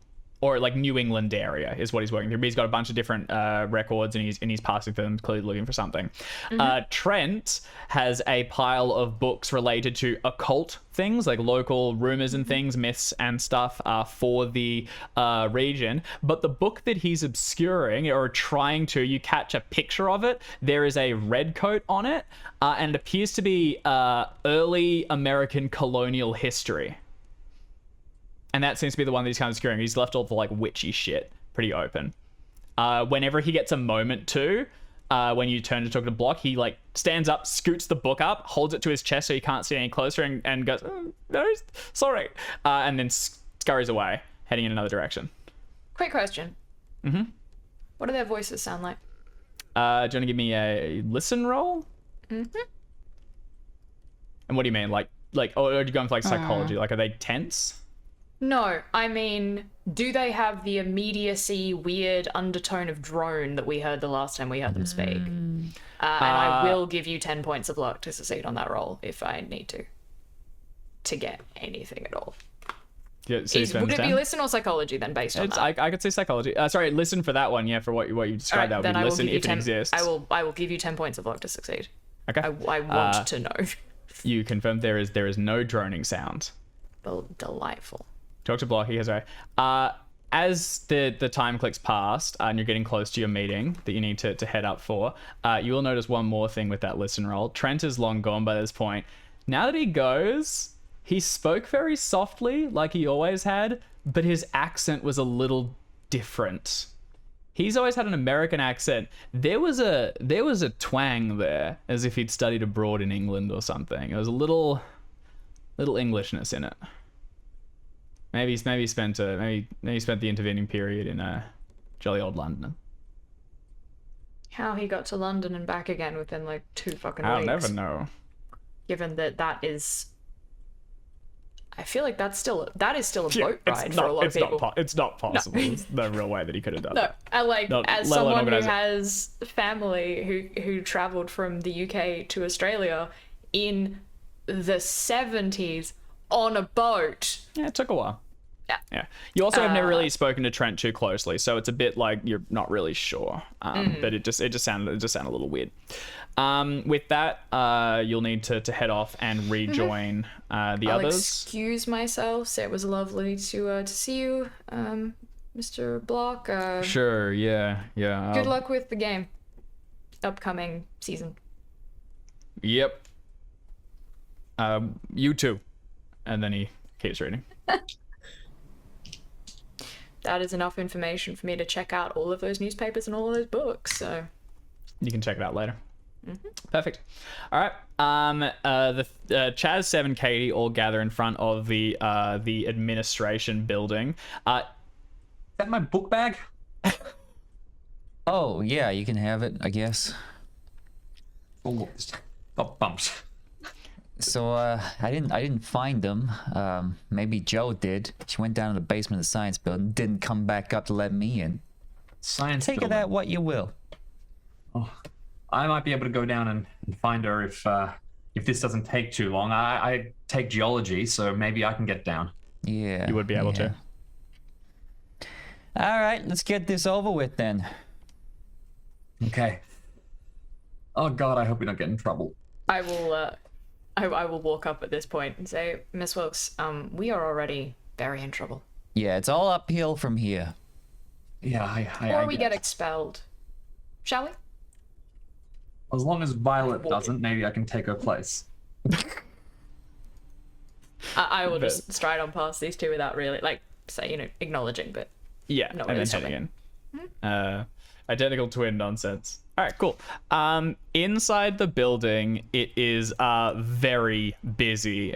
Students are coming in to be like, oh, I accidentally booked 7 classes for the same hour. Please, God, help me.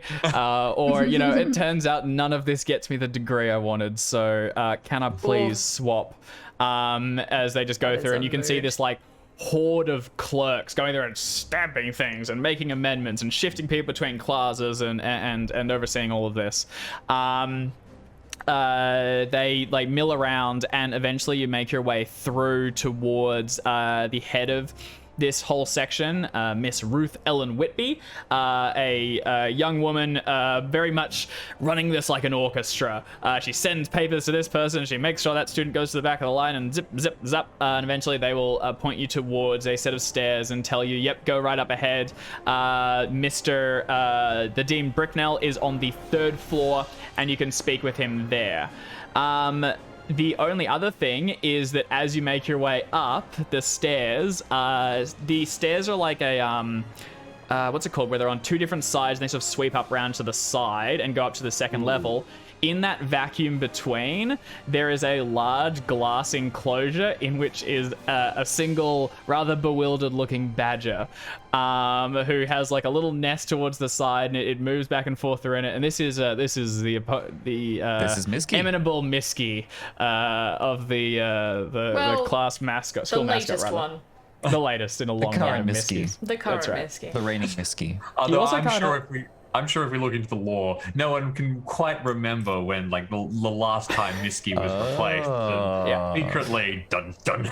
I feel like it's either like Cthulhu bullshit, or it's just when like mum and dad replace your goldfish, like, or your hamster again, Which is just the to much make more sure that likely you one. don't know they die. You'll also notice that there is a very secure looking padlock on his cage. It seems like Misky is well secured. Those of you that have attended Rod, Seb, knowing the rumors things, this is because Misky tends to be a target of hooliganism, where people nick him Fraternity and sort of bullshit? put it in stupid places. Yeah, so especially during the first week, Misky will be under lock, key, and a rotating platoon of guards and soldiers. Oh, poor Misky. You head I up. think Misky's a bad influence on these kids. The true evil. You head up towards the highest level, and up here it's very quiet. There are a couple of professors moving back and forth, but this is like senior administration. Very few people are up here, and their offices are all like much nicer, very fine furniture and things like that. You are directed to wait in 3 uncomfortable chairs out the front of Marinus Bricknell's office, and after the clock strikes what would it be, 5, and then a little bit further beyond, the door swings open, and stepping out is a gruff-looking fellow with graying hair underneath what is a fedora being tugged down, and he has dark, studying eyes. He's currently fishing the stub of a cigar out of his pocket, chewing off the end and relighting it as he exits. And Chaz Dedrick, this is Chief Detective Luther Harden, who has been assigned to keep tabs on you while you're attending school and to make sure that everything's going smoothly. He walks down, ignoring Seb and Katie, and stands like a very wide stance right in front of you and looks down at you. Goes, Mr. Dedrick, trust you've been to Detective? class? Yeah. You can ask anyone. I got a whole slew of witnesses. Would you like me to get some affidavits signed? I don't need any affidavits. I spoke to your dean here, and I got a meeting with your teacher later. Just what I love to do on a Monday, chasing up after runts. Yeah, well, quit any time you like. Yeah, some people like to, move out of the country, buy a nice farm, settle down. Tempting, ain't it? Yeah, might be real nice. Listen here, Chaz. As long as you're here, I'm going to be keeping tabs on you, okay? So just keep your nose out any dirt. You'll make my job a lot easier. So how's that sound? Well, I wouldn't want you to exert yourself any more than necessary. Looks like retirement's already creeping up on you. Takes it, puts it there, goes, all right, kid, I reckon we'll get on just fine. You keep your nose clean and don't do anything stupid. You have my card. Speak to you when I speak to you. And he kind of heads off. He seems to be very happy to take a ribbing and give one back. He doesn't seem too fazed by the whole thing. And he's very much just doing like this, tick off the murder suspect's school records. Next job for the day. Stop in, get flowers for the wife. He heads off towards the stairs. Delightful. I like him more than I thought I would. Yeah, he's gonna get along well. The three of you are summoned into the office. It is a very formal looking study. He has a secretary to one side and he sits behind a large regal desk of nice wooden things. He's in the back in a polished leather chair, which he, when no one's looking, probably swings around in very happily, but at the moment he's got his serious face on. He is this rather rotund, severe looking man. He has very faint eyebrows, but just the meat of the forehead pushes down over it to give him a very severe look. His hair is flat against his head, and he has a very crisp suit. Maybe about 50 years old or so. As he comes in, you can see he is bristling mad, and he points towards a set of chairs across the other side, and he goes, "Sit." Three of you find your place, and he stands up, puts his arms behind his back, and begins to pace like an army general, lecturing his disappointing troops. He goes on what we should call a tirade. He levels fingers at you, he makes accusations, he expresses disappointment, to be frank. Never in his long tenure at this school has he seen anything so shameful as the display he's heard about between the three of you and the scandal in Cobb's Corners. There was drinking, there was destruction of property, there was harassing of the local law. He doesn't seem to make too big of a deal about Chaz's upcoming charges. That's kind of being left as like its own separate and much more serious thing. He's reiterating that what you've done casts the school in a bad light, and he will not stand for it. Now, ultimately, he says he has spoken with your teachers and come to the decision that you will be allowed to stay for the coming semester, but make no mistake, you are being closely monitored. If I see 1 foot out of line, 1 class missed, one exam failed, or 1 more blot on your record detected, you will be summarily expelled so fast your head will spin. Am I clear? Yes, sir. Very good. You are excused. May you never darken my doorstep again. I stand and I walk out. Making no further comment and trying not to get the attention of anyone. Katie I and was Chaz? told to just go through this, so I am doing... I personally have had, bosses and stuff who just need to have a rant at you, and the best thing you can go is go, yep, nope, I'm sorry, yep, leave. It is definitely the safe way to get through these, and you've probably heard from your brothers or older or father or something that people that go through Brothers? Seb is an only child. That is why he is the way he is. Should have read the energy. Yeah. Anyone that goes in front of the dean is suggested to just shut up, and talking's going to make it way worse. Accept the punishment, move forward. By the time you're in front of the dean, it's already been decided. Your word has nothing to do with it. So Sebastian behaves himself. Chaz? Chaz will just kind of shuffle his feet, meander out while just casting a lazy gaze around the room as he kind of, wanders toward the door in an effort to make it feel like, he just decided to leave. He wasn't dismissed, he's just kind of letting himself out. As you get to the door, there's a large bowl of individually wrapped lollies. Outstanding. I'll take it and nod to him. Big handful or just a restrained single? I'll take one. Yep. Give a nod, turn around, and then pause, and then come back. Oh my And god. one more for the road. Make your way out. Katie? I think I'm trying not to cry. Scratch that. Too late. I have a tissue, please. He pushes a box of tissues across towards you. You can grab a couple.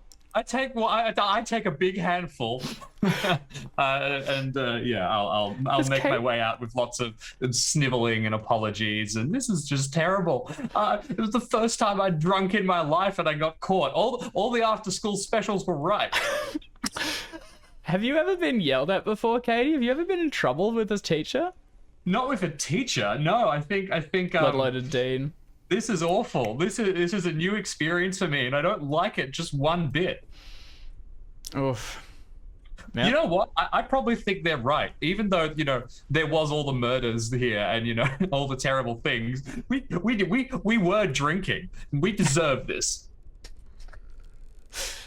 You all make your way out. There's no talking on the upper level, so you head down and out to the front of the thing. The entire meeting probably took about 10-15 minutes, really, by the time you get out. Back with Joe, about an hour has passed. You've just been kind of hanging out in the cave, talking to people. No one has come or gone yet. Their meeting will have expired by now. That's a weird way to phrase that. The meeting's over. What do you want to do? I'll probably do like one more pass of the door where I think they are. Yep. You can still hear on the inside, like, muffled conversation. Is there anyone from the geology school hanging out in the corridors who I can see? Or Yeah, sure. Like another kid that you'd recognize from the classes. Well, because I didn't do geology, but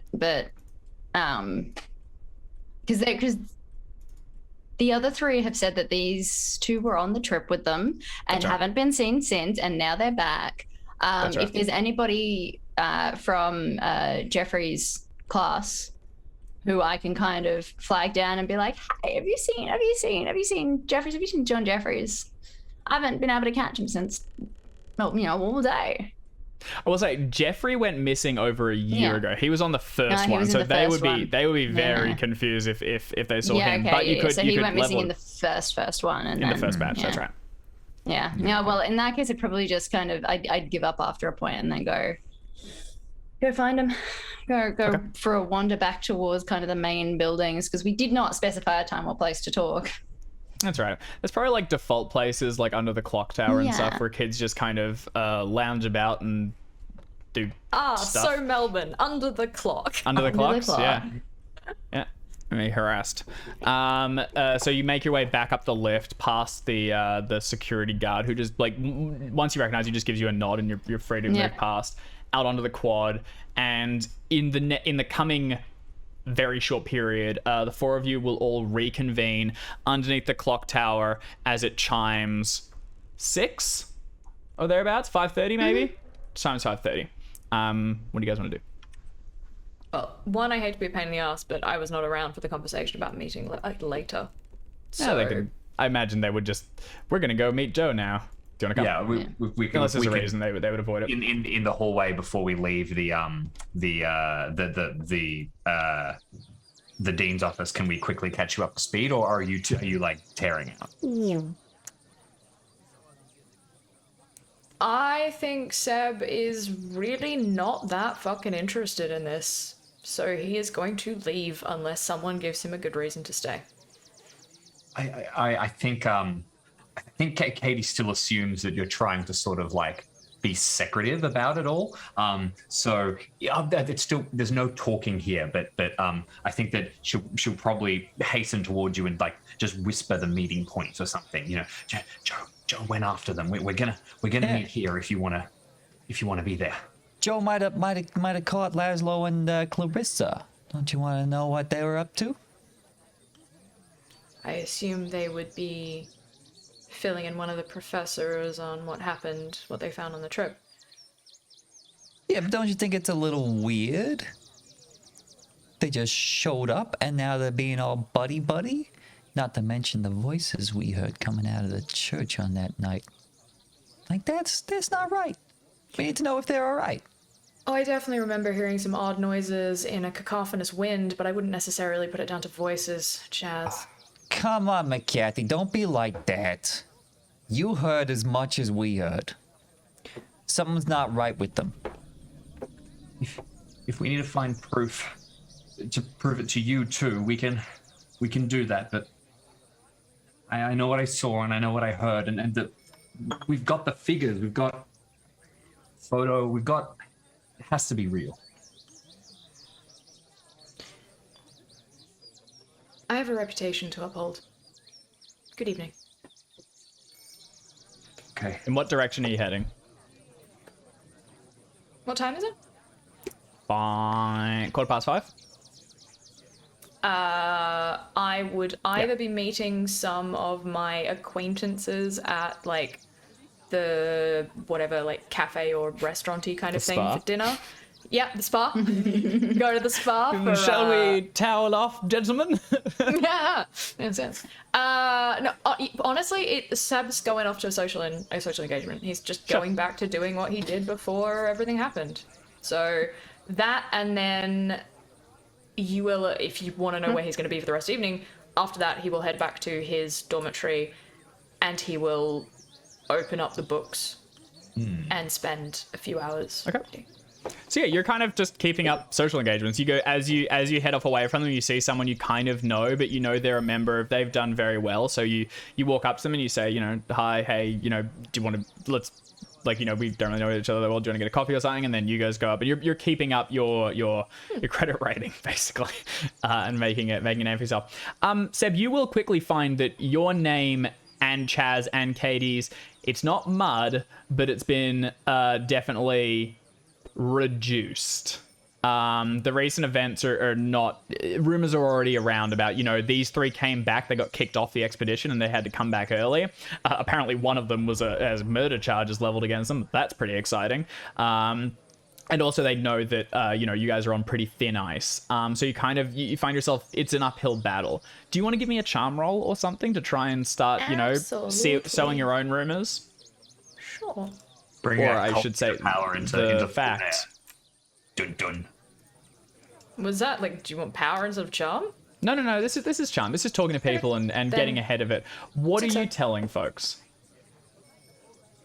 I don't think Seb is mentioning anything. Seb is going straight back to, I'm charming, I'm affable, I pay for, rounds are on me kind of thing. Like, he's just doing the rich social thing where you just don't talk about the skeletons in everyone's closet and you just kind of keep fucking going on. Because, like, most people here who are moneyed, Seb would know about and probably knows, not necessarily, like, skeletons about them, but, like, there would be rumors about their family. So it's just, like, one of those, we don't talk about it. We don't talk about, like, my stuff. We don't talk about your stuff. We're just gonna be pleasant to each other because we don't talk about anything of any kind of depth or value. This is all surface level bullshit. This is how you get through the life. It's like you have a lot of people. It's networking. It's fucking networking. So as soon as someone tries to bring up the recent events, you go like, ha ha ha ha ha. And I probably go like, oh, it was terrible. It was a misunderstanding. It was poorly run. Blaine. I think I probably do, like, absolutely drop that, Blaine was in charge and raise an eyebrow as like a, did you know how that goes? And it's very much like, so again, it's very offhanded, like, oh yes, it was terrible, such a shame, could have been better run, and then just move on. Yeah, and you kind of do just keep the conversation moving. When you mentioned Blaine, Blaine was pretty popular when he was here, and he ran in certain circles, certainly. When you mention it to this one kid, who's, fairly senior here, he is fairly popular, kid called... None of these people are kids, by the way. They're all, like, 20 plus. I said what I said. Robert Jarvis, he goes... Blaine was in charge of this, was he? And you haven't seen him since he came back, have you? We've rather missed him at the last few engagements. No, I haven't. I understood from the professor in charge of the trip that he had returned, but I haven't seen him personally. Well, that's a terrible shame. There's always a good laugh, either with or at, if you know what I mean. Ha ha ha ha ha. Oh, I do absolutely know what you mean. Yes, quite the charming sort for a time, but well, ever since things went downhill last year, he's been the talk of the town. Oh, I remember. There is a good reason. Well, you remember I am now head of the debate team. So. Yes, it's been mentioned, rather to his disgrace. Yes. I hear he was attacked by a woman.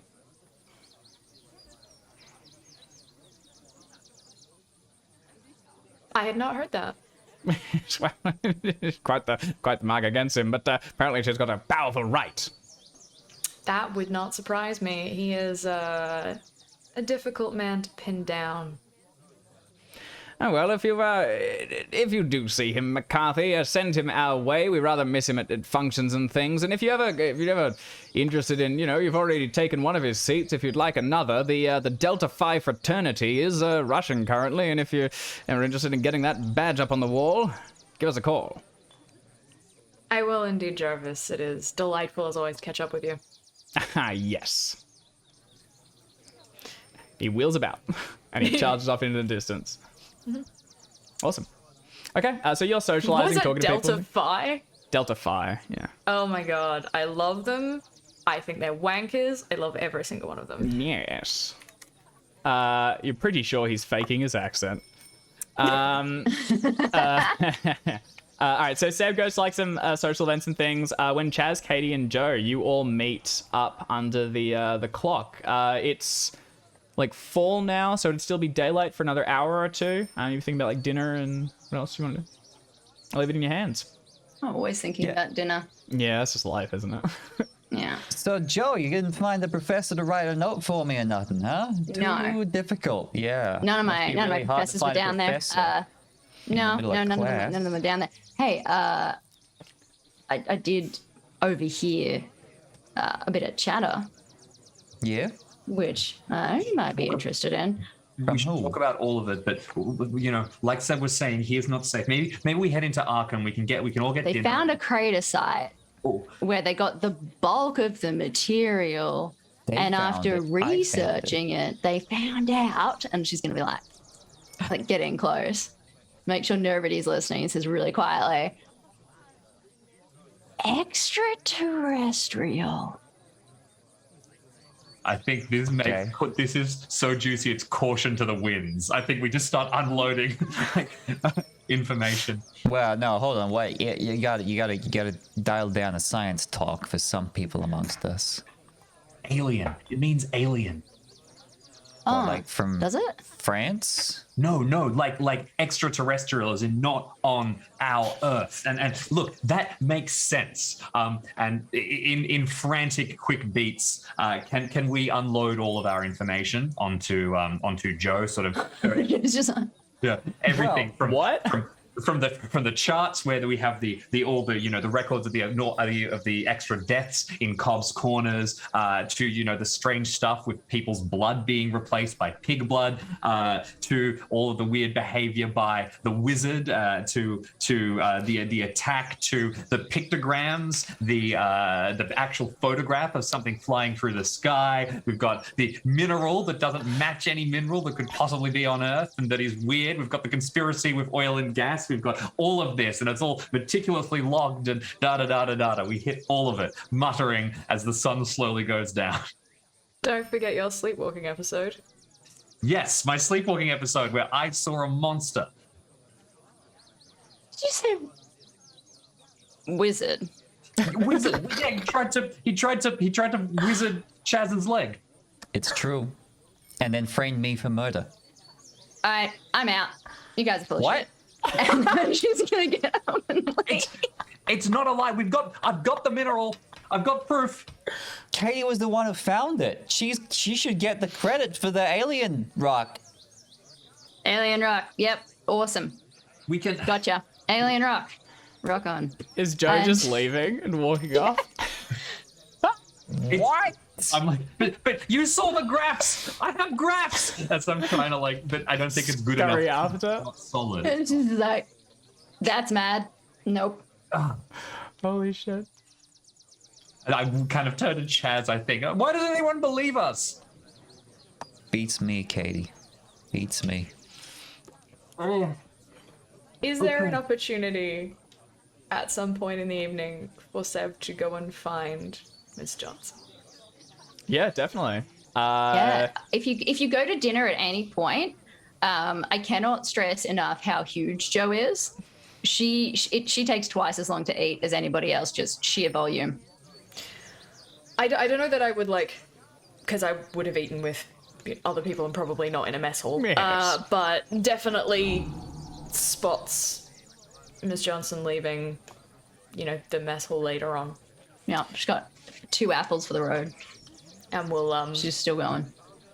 kind of walk up and say, Miss Johnson, Hi. hey. I understand, you said you were friends with John Jeffries, Yeah. Yeah. and you've been looking for information? Yeah. I gotta find him. McCarthy, was it? Sebastian McCarthy, yes. Right, McCarthy. My name's on the building. No, yeah. Congratulations. I didn't do it. Great. I didn't think you did. I gotta find him. I haven't heard anything from him in a really long time now, and he was involved in those expeditions, and you need to get your friend some help. Like, soon, and a lot of it. Like, something about pig's blood and wizards. Right. Yeah. They get to talk to someone.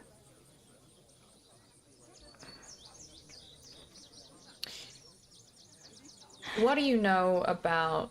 What have you found out thus far? You said you were Well, looking into it. What have you Takes found? another bite of an apple. What sort of like meandered? I think Seb is meandering in the direction of... Quite possibly just in the direct... Actually, makes sense. Like the coffee, Spa? the coffee place. Shall we Just take want this to people the go spa then? No, I actually think I think I will just like meander in the direction of the dormitories because it's later on in the evening, and Yeah. you did say you had track early in the morning, so I think like Seb is subtly escorting you, but just like also just threatening, chatting. Back towards the dormitories, was it? Yeah, I think so. Yeah.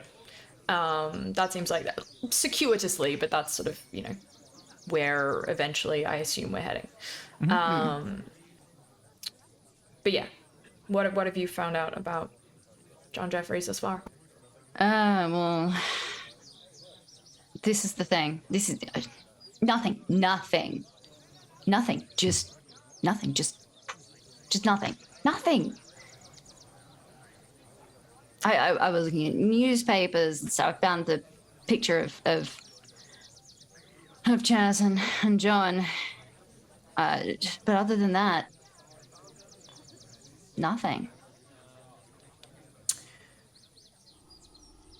All right. Well, would you like to hear what I found? You found stuff? Yes. Absolutely, yes.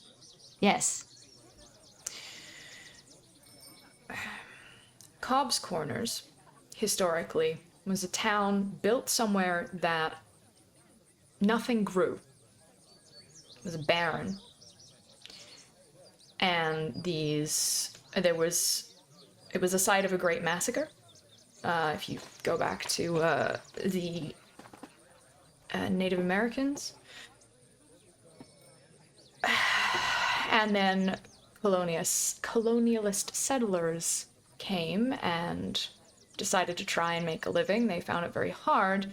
And then miraculously, somehow, things started growing. And they started making a living.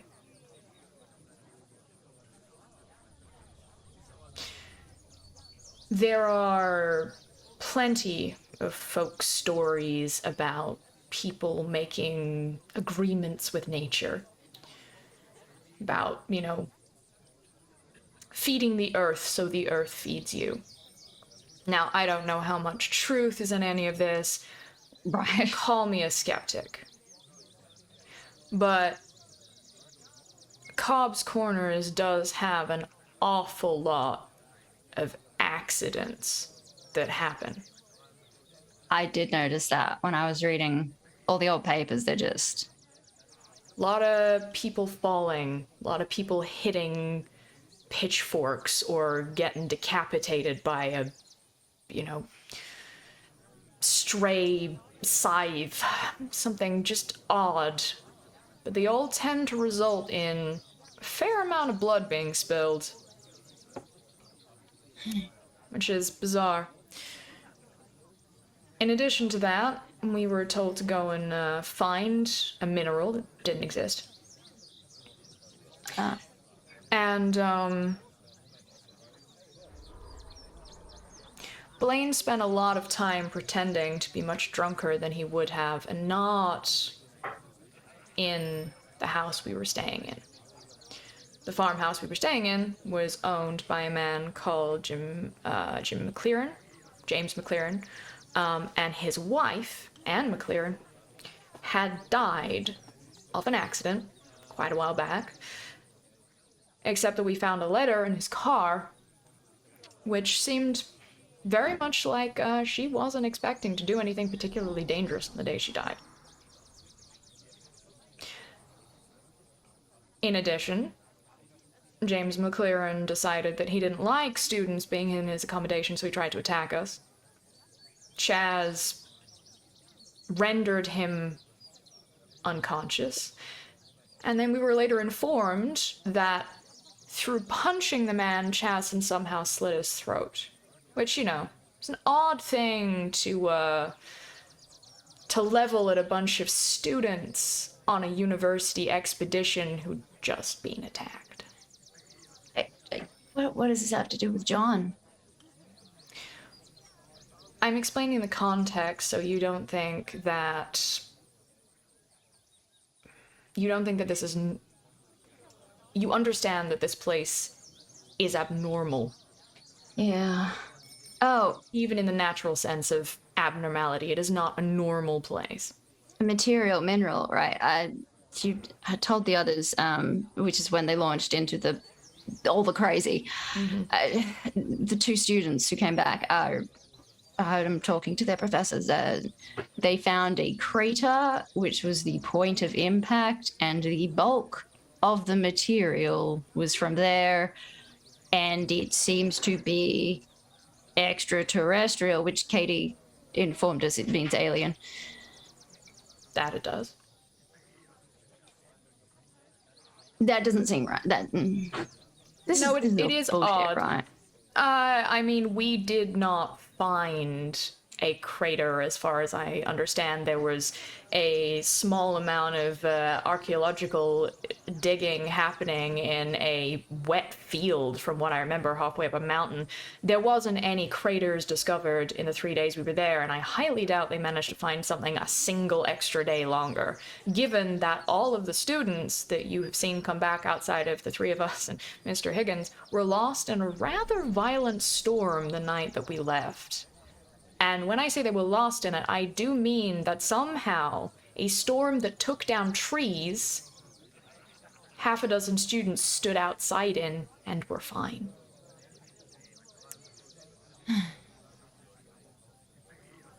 Now, as I said, I'm skeptical.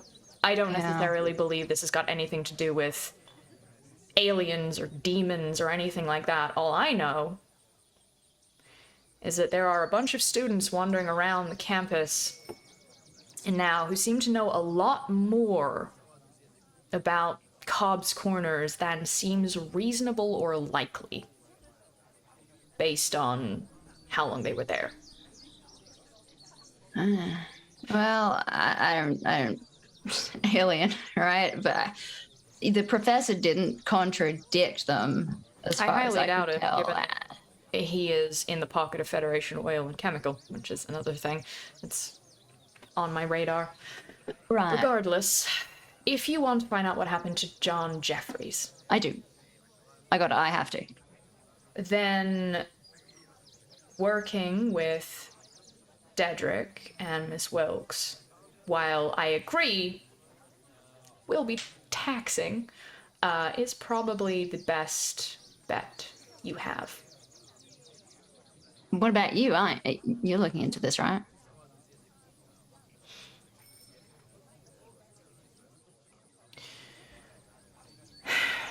Yes. Yes, I am. You're not talking about wizards, so I'm gonna be honest with you. I'd rather work with you. No, I'm not looking into wizards because I don't believe wizards exist necessarily. Right? However, Blaine, someone I'm moderately sure you are familiar with. I do remember that delightful right hook you gave him. That's a shameful rumor, a terrible rumor. I'm left-handed.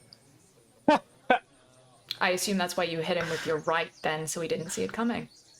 You seem far too intelligent to fight fair, Miss Johnson. Yeah, well, why would you? Nobody else does. Also, forgive me, I was there. You're the reason he is no longer the head of the debating team and I am. So, thank you for that. Yeah, you're welcome. But, no, Blaine seemed to be particularly interested in occult history, so that is where I have been focusing.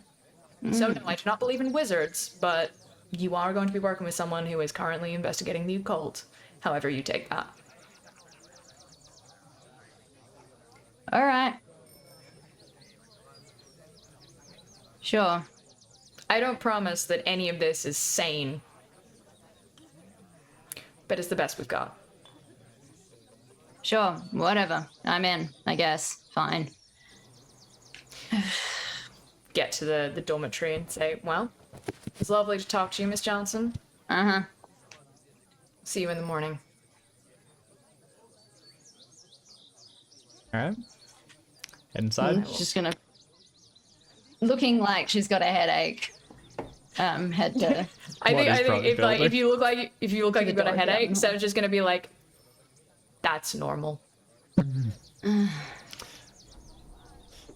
Symptom of the nonsense. All right. No, that's a bad sign. It's just me and you, chat. The Zoom has died. Everyone's frozen. Oh, no, wait, we're back. Hey, how you doing? We're back. We're back. I was hanging out. I was just like, oh, it's just me and chat. What's up, guys? Okay. Zoom. All right, We well, made it. there's always a casualty too. That's probably a good cue. Yeah, it is. So very briefly, so all of you make your way throughout the remainder of the day and begin to head back towards your dormitories. We'll get into your living situations and things for the next session rather. But first, just one more thing. Inside the Dorothy Upman Hall, Katie and Josephine both have quarters. Violet hasn't returned yet from her classes, and Joe, you get all your gear and begin to get ready for bed. You settle down, and when you open your eyes, you're not on your mattress. Instead, you're like lying on a bed of flowers. The night sky above you is full of twinkling stars, and a perfectly full moon hangs in the sky above you, miles larger than anything you've ever seen before. The world falls behind you, causing you to rise, and a buzzing noise begins to fill your ears. Black trees fill your peripheral vision, and their branches claw the heavens. Ugly shapes and creeping shadows move between the tree trunks. They're vaguely human, but twisted and small. One by one, glowing eyes blink open in the dark. And in the distance, you hear, "Help me, Joe!" And as you hear your name, you wake with a start, certain that was John Jeffrey. and that's where we're going to park it for the time being. Oh no. Okay, one little spice for the road. Welcome Joe's been called to by someone who hasn't been seen for a year. Welcome to the absolute fucking madness that we are all going to be suffering under. Sorry for bringing you into it, but Yeah. you're here now. Seb Excitement. did try and nicely give you a reason to maybe not think that everything was crazy, but kind of knew that was, sorry. Now you just know you're also crazy, so that's good. Yeah, awesome. She's just, All she's right. just convinced you're all nuts, but hey, it's a lead. It's up. All right, awesome. Well, that was the first day of semester. We've got a few more before the big fall dance. Hey. There's football games, classes, fraternities to be rushed, and possibly a badge to be stolen. We'll see how that goes. Make sure you tune in as we continue the chapter going forward. But first of all, James, there's a giveaway. You're muted. Apologies. I'm here. A classic. I realized as I said. All right, we have our giveaway. So fantastic, everybody. Thank you for sticking around. And we are now going to roll. If anybody is yet to type !harvest into the chat, I think everybody here basically has. But now is your last chance. And ready, set, here we go. Hey, got it. Huh? Fantastic. T100 Sterone. Congratulations. We will be in contact with you with details on how to get your free PDF copy of A Time to Harvest. Congratulations on winning the giveaway for this week. And we will be back with more giveaways in the future. So stay tuned. Yeah, congrats and enjoy reading all the secrets and all the nonsense. We'll contact you via Twitch, I think is how we've done it previously. That is right, Jim? correct. We will send a direct message using Twitch. Yeah, so keep an eye out for that. And we'll also probably do a giveaway for when we begin the next chapter. So if you missed out now, you can get your own PDF copy or just keep lurking and watching. And you'll get another shot at it soon. So thank you all so much for playing. Thank you so much for watching. Thank you, See you Dave. next week. See you next time. Thanks, Rock and everyone. roll.